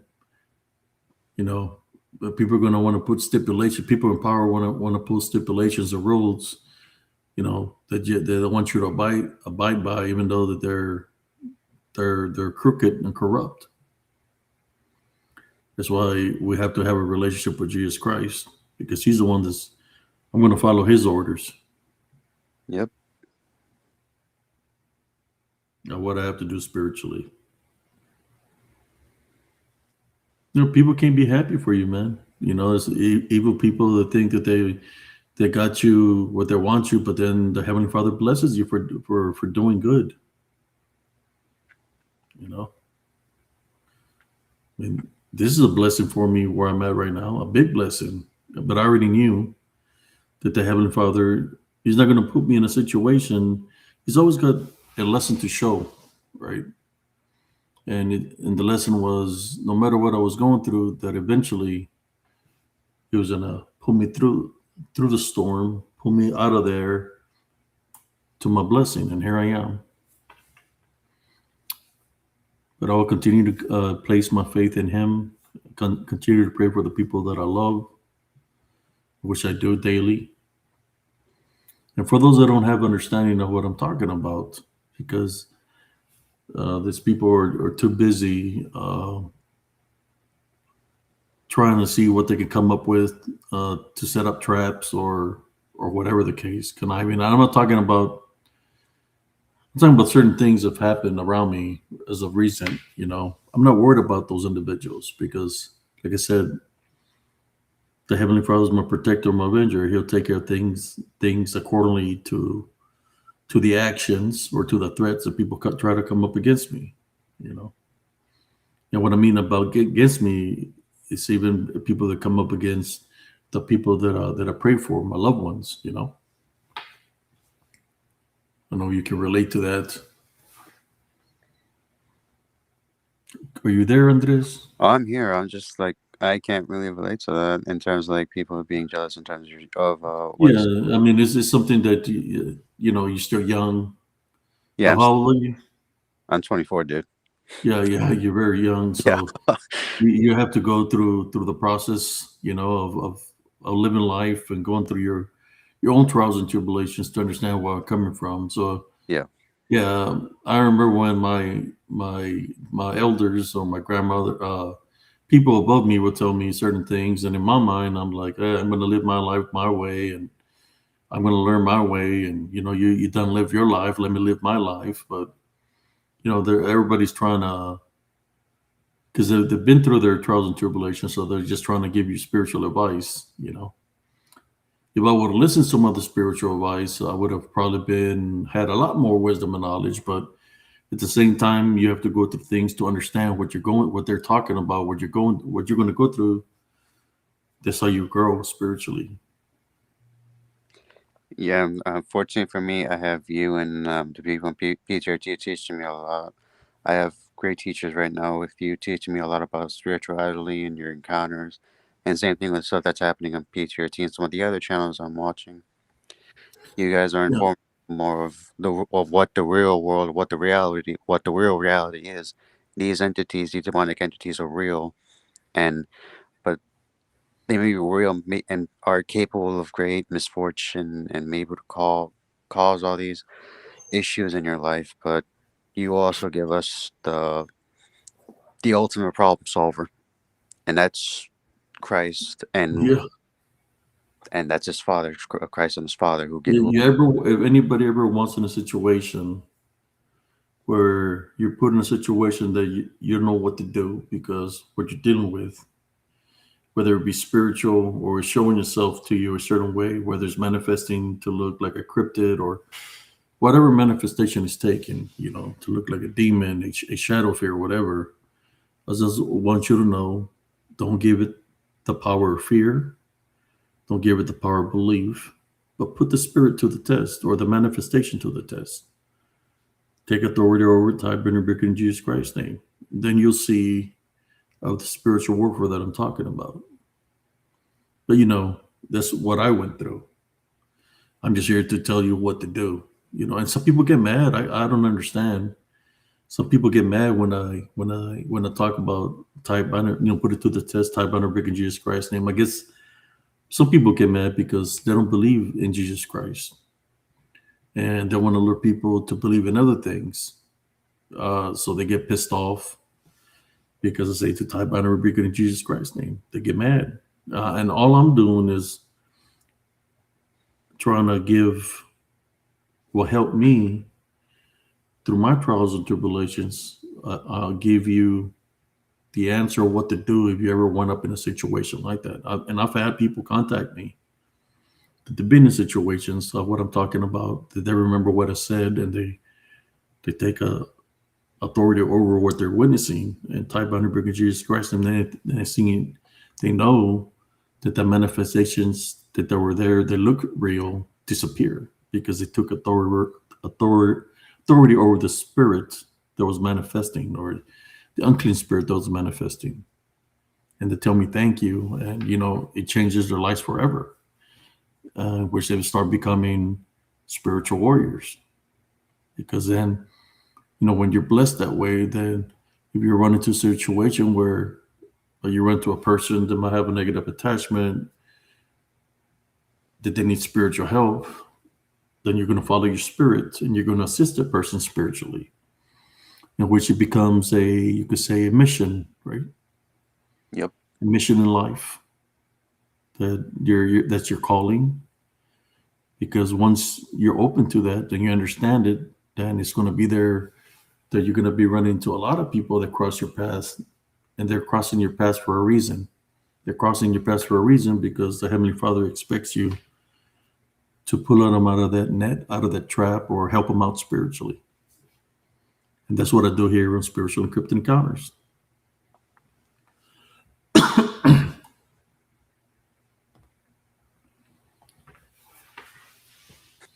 Yeah. It's you're still young, so you got all your life, Brother Andres, Yes, to keep on growing spiritually, and it's going to make you the person that you. Me, I've been doing this since I was 3 years old, brother. 3 years old. I never really got a chance to be a kid. I never got a chance to be a teenager. But the only thing I did was track. But in track, I ran long distance, so I kept a lot to myself. And never really spoke to too many people. And I had a couple of friends, but sometimes when you have a calling like that the Heavenly Father expects a lot from you, you have to really follow what is expected out of you. It's not because it's just your calling, you follow your heart, you follow your spirit. That's why I know a lot of things, because I've been through the things. I've been through the trials and tribulations, and it makes me who I am.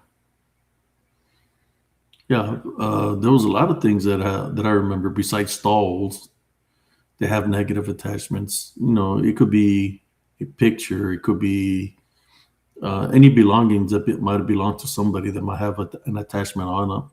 Another thing that I remember that had attachments.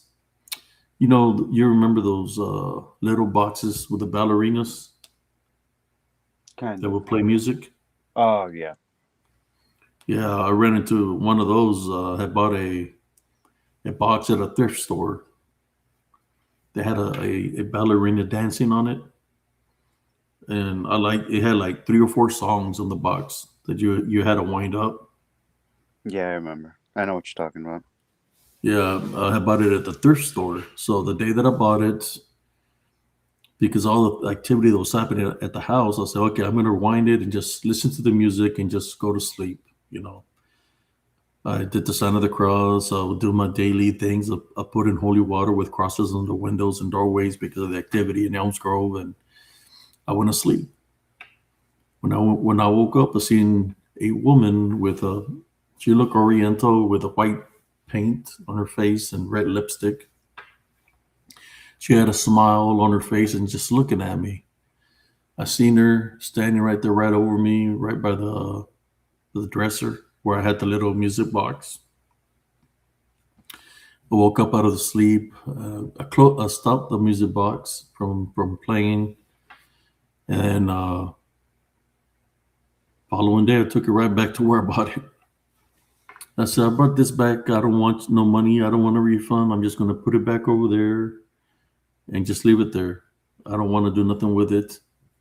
And they were freaking out. And I bought something else, and I was paying the cashier. Oh, if I remember correctly, doesn't this end? Well, I'm sorry. Do you want to keep telling it, or should I just like sum it Yeah, up? I just want to finish what happened. All right, go ahead. Is I was standing there paying the cashier at the thrift. It was a thrift store or like an antique store or something like that. And the music box came flying from the shelf straight towards my face, but it lost velocity and it dropped right in front of me, like maybe 2 feet in front of me.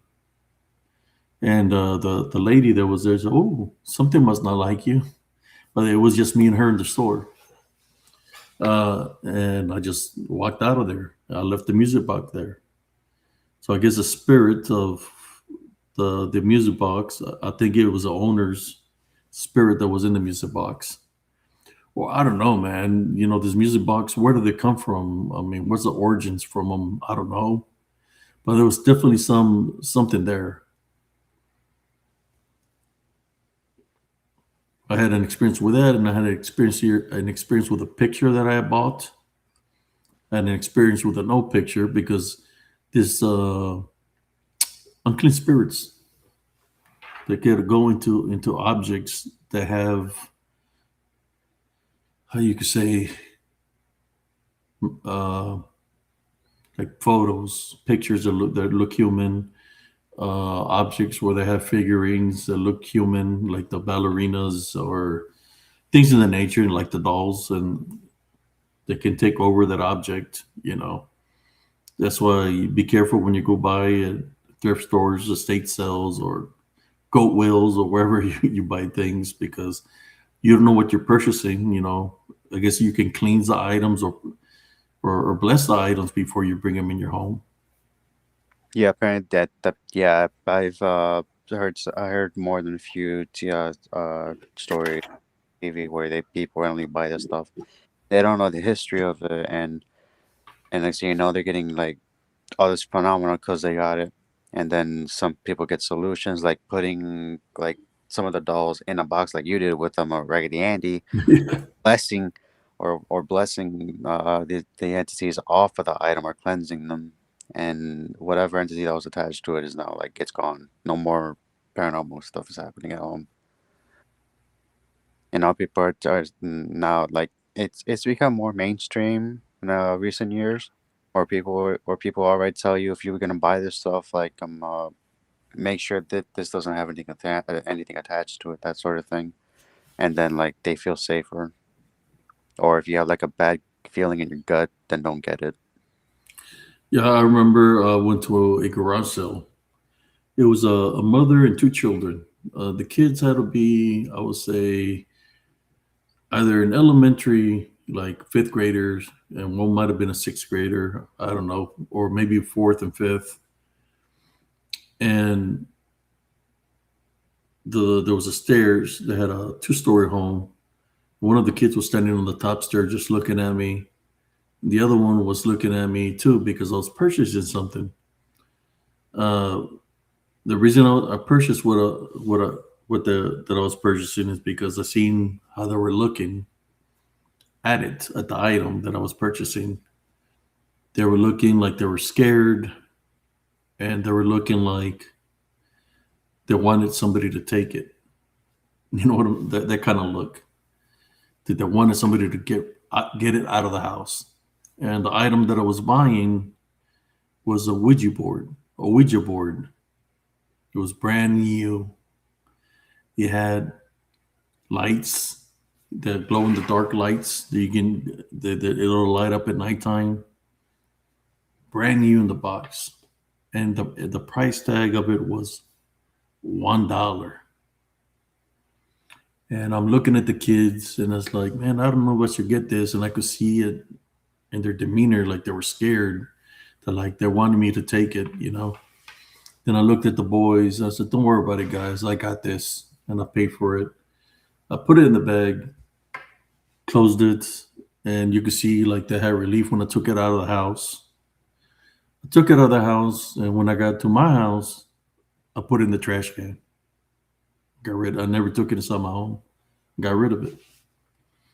but I believe that something happened with that Ouija board in their home, and I had to take it out of there in order for the children to be protected, and got rid of the Ouija board, threw it in the trash. But you should have seen their faces, the faces of relief, like they were happy that the board got taken out of there. Only they know what happened. Yeah, that's the thing that sucks about nowadays. Kids will. Okay, you've obviously seen like these Ouija boards are now like the paranormal stuff, all the cryptids, they're becoming a lot more mainstream, and now kids are openly doing it, and there is like no freaking caution signs or anything like that. Like they're appearing in kids' stores, they're making it more possible for these kids to open portals and let more of these evil entities in our world, which they're not supposed to. And just like you said, the kids were the ones who had like the relief more on their faces than the parent. The parent probably found didn't believe him at first until stuff didn't happen, until stuff started happening, and that's when they knew they needed to get this thing out of the house. That's the only thing they really know how to do because they're not going to do all the whole research, what rules you need to go through to just like get rid of the entity that they don't know all about that, and they're not spiritual enough to like know they need to call on Christ or somehow get rid of it. So their best chance of getting rid of it was to do a whole freaking garage. So and once they had to sell all their stuff, and you saw the thing, it was probably the least expensive thing there, which was just $1. And Yeah, but I already knew. yeah, Since I had already dealt with my sister's Ouija board, I knew that the kids were afraid of it. I could tell, I could see, I could sense the fear, man. oh dude, you got to be kidding me! You are now getting technical issues. Yeah, that's somebody else. I'm thinking it's certain individuals that probably the same people that try to con me doing this. I don't know who you are. You eventually get yours in time. Got some dirty cops around here in Central Texas. Sooner or later, things will be revealed. Yes, they won. Whoever you are, I or, hope. or maybe I just gotta like they want you to be afraid, they want you to fear because it said they're the law. But how can you be the law if you're being crooked? If you're doing crooked things, yeah. Most of these jails that they build here, the only way that they could continue to get the funds that they get every year is to keep the jails full. What does it mean? That means that they have some people in there innocent, man, and that they have in the jails, and they just do it so they can collect their yearly funds from the government. So they build big jails, and they want to fill them up with people. They have some, how should I say, fucked up charges, but they do it intentionally just to get their funds. Which that's crooked as hell. Or they're just trying to fill their quota. Yeah, crooked as hell.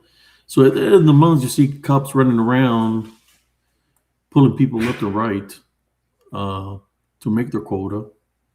But during the mid month, or for about 2-3 weeks, they're just eating their donuts.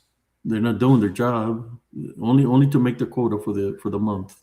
So at the end of the month, you just see them pulling people left and right, giving people bullshit charges. But that's okay. Eventually, all that is going to stop to an end. A lot of things are going to be put to a stop by a higher power. Yeah, but you've seen that, right? I haven't had no problems here. Yeah, I You saw. know, they don't want me to say the truth.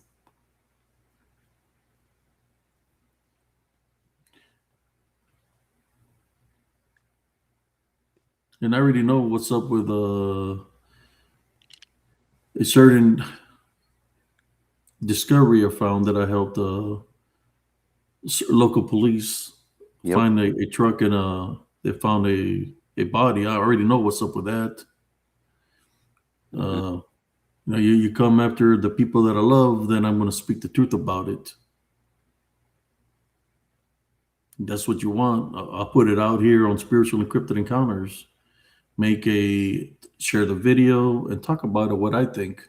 Well, my theory is about Bell County itself, Bell County area itself, how corrupt it is.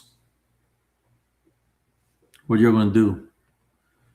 Keep on trying to interrupt my live stream? Just proving you're right and they're guilty.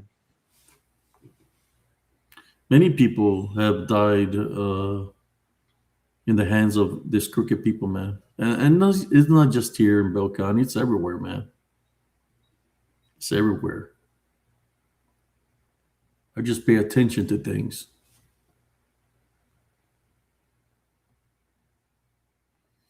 No, not just about a vape, just about the way things are here in general, Aussie Patriot. A lot of crooked people. They want to bust people for little things, but how come they can bust the people from the Epstein files? They've committed real serious crimes. How many of those people went to the island? How many times? And they still haven't gotten busted. They committed acts of child molestation, and nothing's happened to them.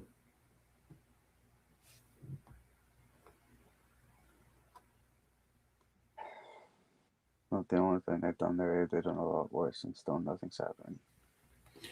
Sister Rain says, speaking of truth, if y'all haven't seen Jessica, released a phone call of where he admits his mom and friend and sister's husband.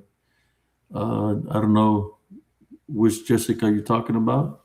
They're talking about the one from Oh, the one who basically let the crocodile tears them. Yeah, that one. yeah, I'm not worried about them. You know, I mean, the last time I remember, she was gloating, or she was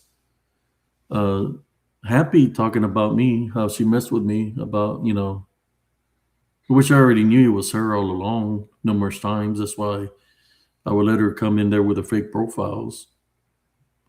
The only thing I can say to her is karma's a bitch. And that's exactly what happened to her, right? She can release whatever she want to release. But I mean, 5 years of him, it's been like about 5 years for me, him, because I've been knowing, what's her name? La pinche bruja. Dana. Ortega, for about 5 years or more years than that. So they've been trolling me for a long time. Yeah, Rain, I haven't seen what you just said yet. I haven't seen that, but I did see. I decided to see if Jessica decided to go out and do like outdoor investigating. Like apparently she did. She did a video of that, at least from what I last saw. I don't actively look, but I decided to take a peek at her channel. Apparently she did do that, and she made like a joke. Apparently she was hearing a dog man howling, and then seeing a pair of eyes glowing on her channel when she decided to do some boots on the ground. She didn't use that exact phrase, but I saw she was outside somewhere. I wouldn't be surprised if everything she was saying was just a straight up lie. I didn't look at it. I just looked at the thumbnail. I might have looked like it for a couple seconds, but that's it. Yeah, I'm not worried about those individuals. I've said what I had to say about them, and I don't think highly out of them. None of them, to me, they're the bottom. What is it? The bottom of the barrel. Yeah, bottom of the barrel. Bottom of the barrel. Maggots. Bottom feeders. Bottom of the aquarium. That's what they are to me. They would have been cool with me a long time ago when I told them to stop. Hey, I would have let bygones be bygones, but they continued. They continued and they continued, but it is what it is, Felicia, no, that guy does not have a freaking job. Everything that's been said about his SOB, even if he does, apparently he's taking money from the state because he's like a freaking native Despite the fact, I'll be amazed if he has 1 or 2 freaking %, and that like 1%. That's generous, especially with his ass. That's just a straight up liar. And even then, the whole freaking the native community up there won't even do the actual job of trying to see if he has actual native blood in him. It's just too much work for them. So unfortunately, he's ripping off the government. Whatever money he does get, I wouldn't be surprised it's because his freaking mother's working and giving some of the money to him.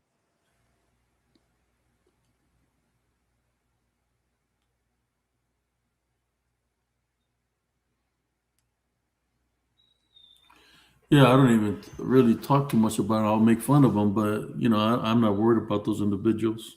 Yeah, you haven't really talked about them recently, which is good because all those freaking people are nowadays are just freaking energy vampires. That's all they're Yeah, doing, away energy. They're parasites, taking everything energy from everyone to see if they can make themselves better.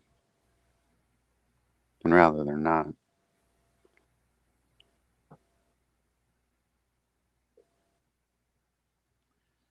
yeah. Uh, I don't need to listen to a video of somebody that targeted me for him to know that he's a hoaxer. I've been knowing he's a hoaxer for a very long time. I think I'm the one that was always calling him out. If somebody called out people for what they were, that was me. You know, just like I call out um, all the other people. I call out the what was his name, the Voltonator. All the people that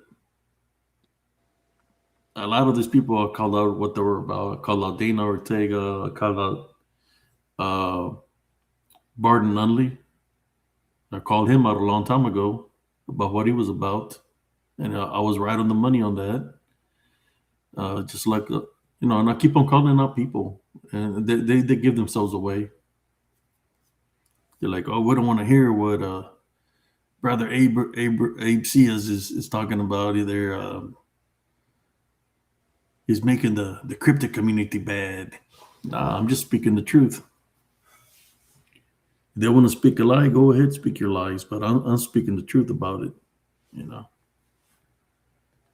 they get so triggered that they put me out their groups, even though I don't put no material in there. It's one of those things, man. What's the saying? If you're damn you do, you're damn you don't. But here on my channel, you know, you can talk about whatever. You know, we talk about it here. Now, I don't say okay, that's enough, or I'll say I'm going to put you out because you're just respecting the show or not. No, I just let people talk. We talk about it here. Oh man, I was, you know, I always got the sense how people are. You know, it's just I'm just trying to do my own thing here in spiritual encrypted encounters. It's not even. No, I try to be just trying to maintain my heavenly love foundation, my peace, man. You know, and this time off to reflect is it's been helping me. You know, that's why I'm not worried about that about those individuals. But there's other battles that I'm fighting besides what's happened. That's happened like during the show. There's other things that I'm going through right now that you know I know that I'm going to overcome through Jesus Christ. So I'm not worried about people coming up against me or against the people that I care about.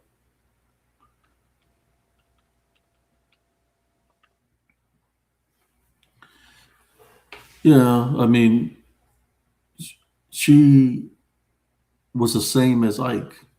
She was doing the same thing he was doing. I remember October last year when she ragged on Maddie for a whole month with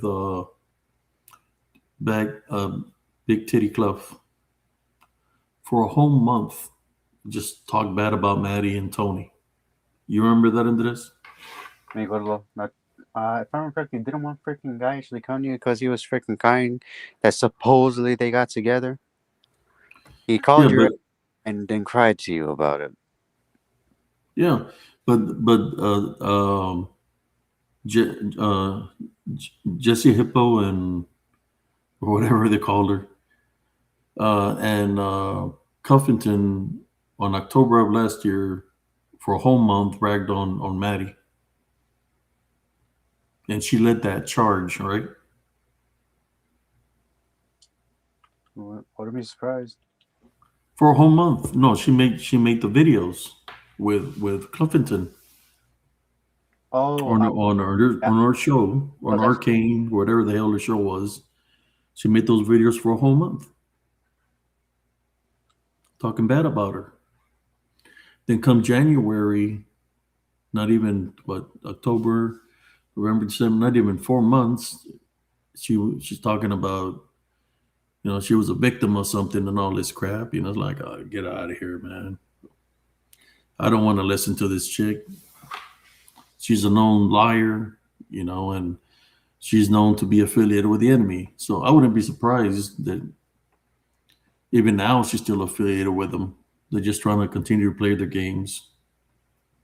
Oh, that was already obvious based on what freaking Jessica did, especially with the crocodile life chairs. They're all still freaking talking to each other. The only I, one who actually got out was Barton. That's because they turned on him. I'm surprised they didn't turn on Jessica. Jessica probably only did what she did with that freaking live is because freaking Ike did something she didn't like that finally tipped her over the edge. But she decided that wasn't enough, made that fake live, and then just went back running to his ass.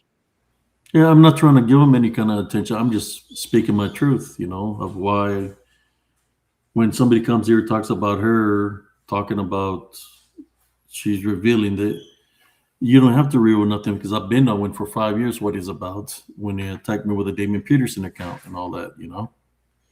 So that's nothing new. Knowing one thing and doing something, exposing something because you're doing it out of a good heart, that's one thing.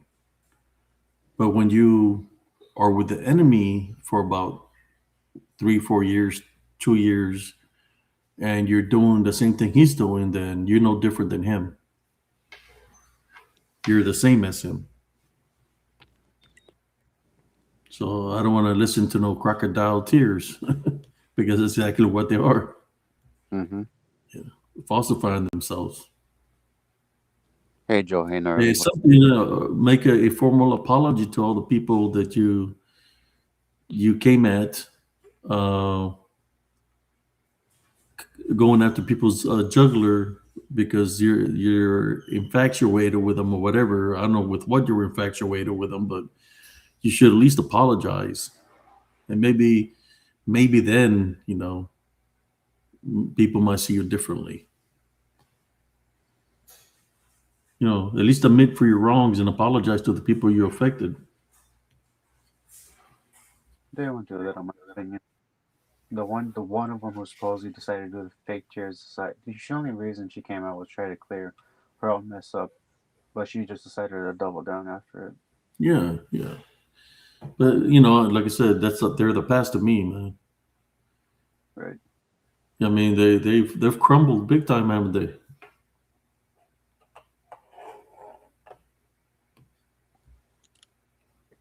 That's all I'm saying. About those individuals. And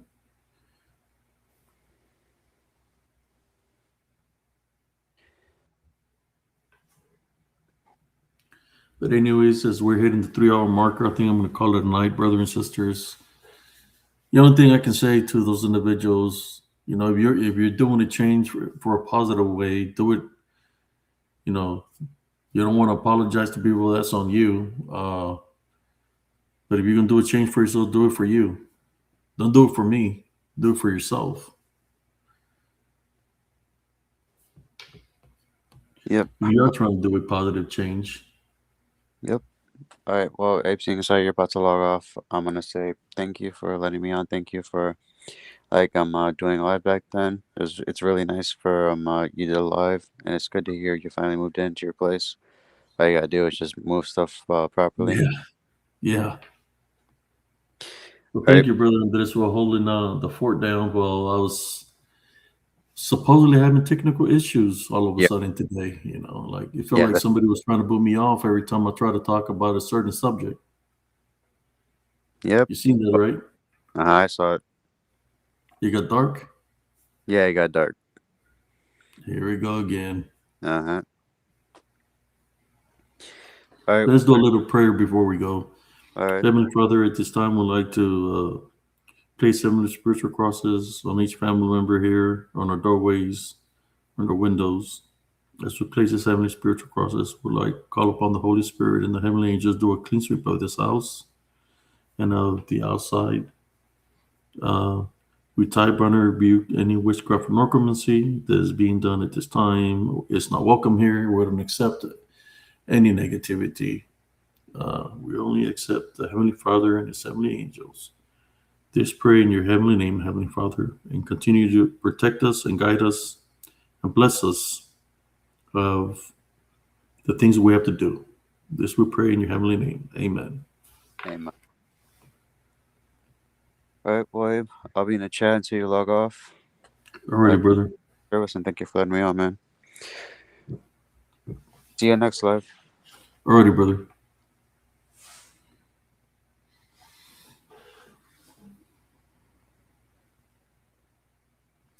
Well, there you go, folks. Was having technical issues, but was it really? Sometimes I feel that I don't know what happens sometimes like that, but it's only when I talk about certain subjects or certain things happen. So I would say I was my 10-year Heavenly Love Foundation, and I forgive people daily. I forgive people daily. Forgiveness is part of love. So maybe that's the forgiveness. And if you have any form of anger, let it out and forgive those individuals, of which I forgive people daily. And I just leave it up to the Heavenly Father to take care of my enemies or people that are used to be coming up against me. In saying that, I want to thank to anybody this year that joined here to live tonight, the paratroopers. Shout out to Paranormal Roundtable. Shoot. Brother Josh Turner, Sister Nella Turner, Anthony, Michu, Mintoni, and Sister Madeline, and to paratroopers, to all the chosen ones that are here tonight. I was starting getting a cramp on my right leg, so maybe it's time for me to call it a night. Cramping up right now as it is. Good night, brothers and sisters. This is Brother HCS or CS signing off from Spiritual Encrypted Encounters. Good night, everybody. Peace out.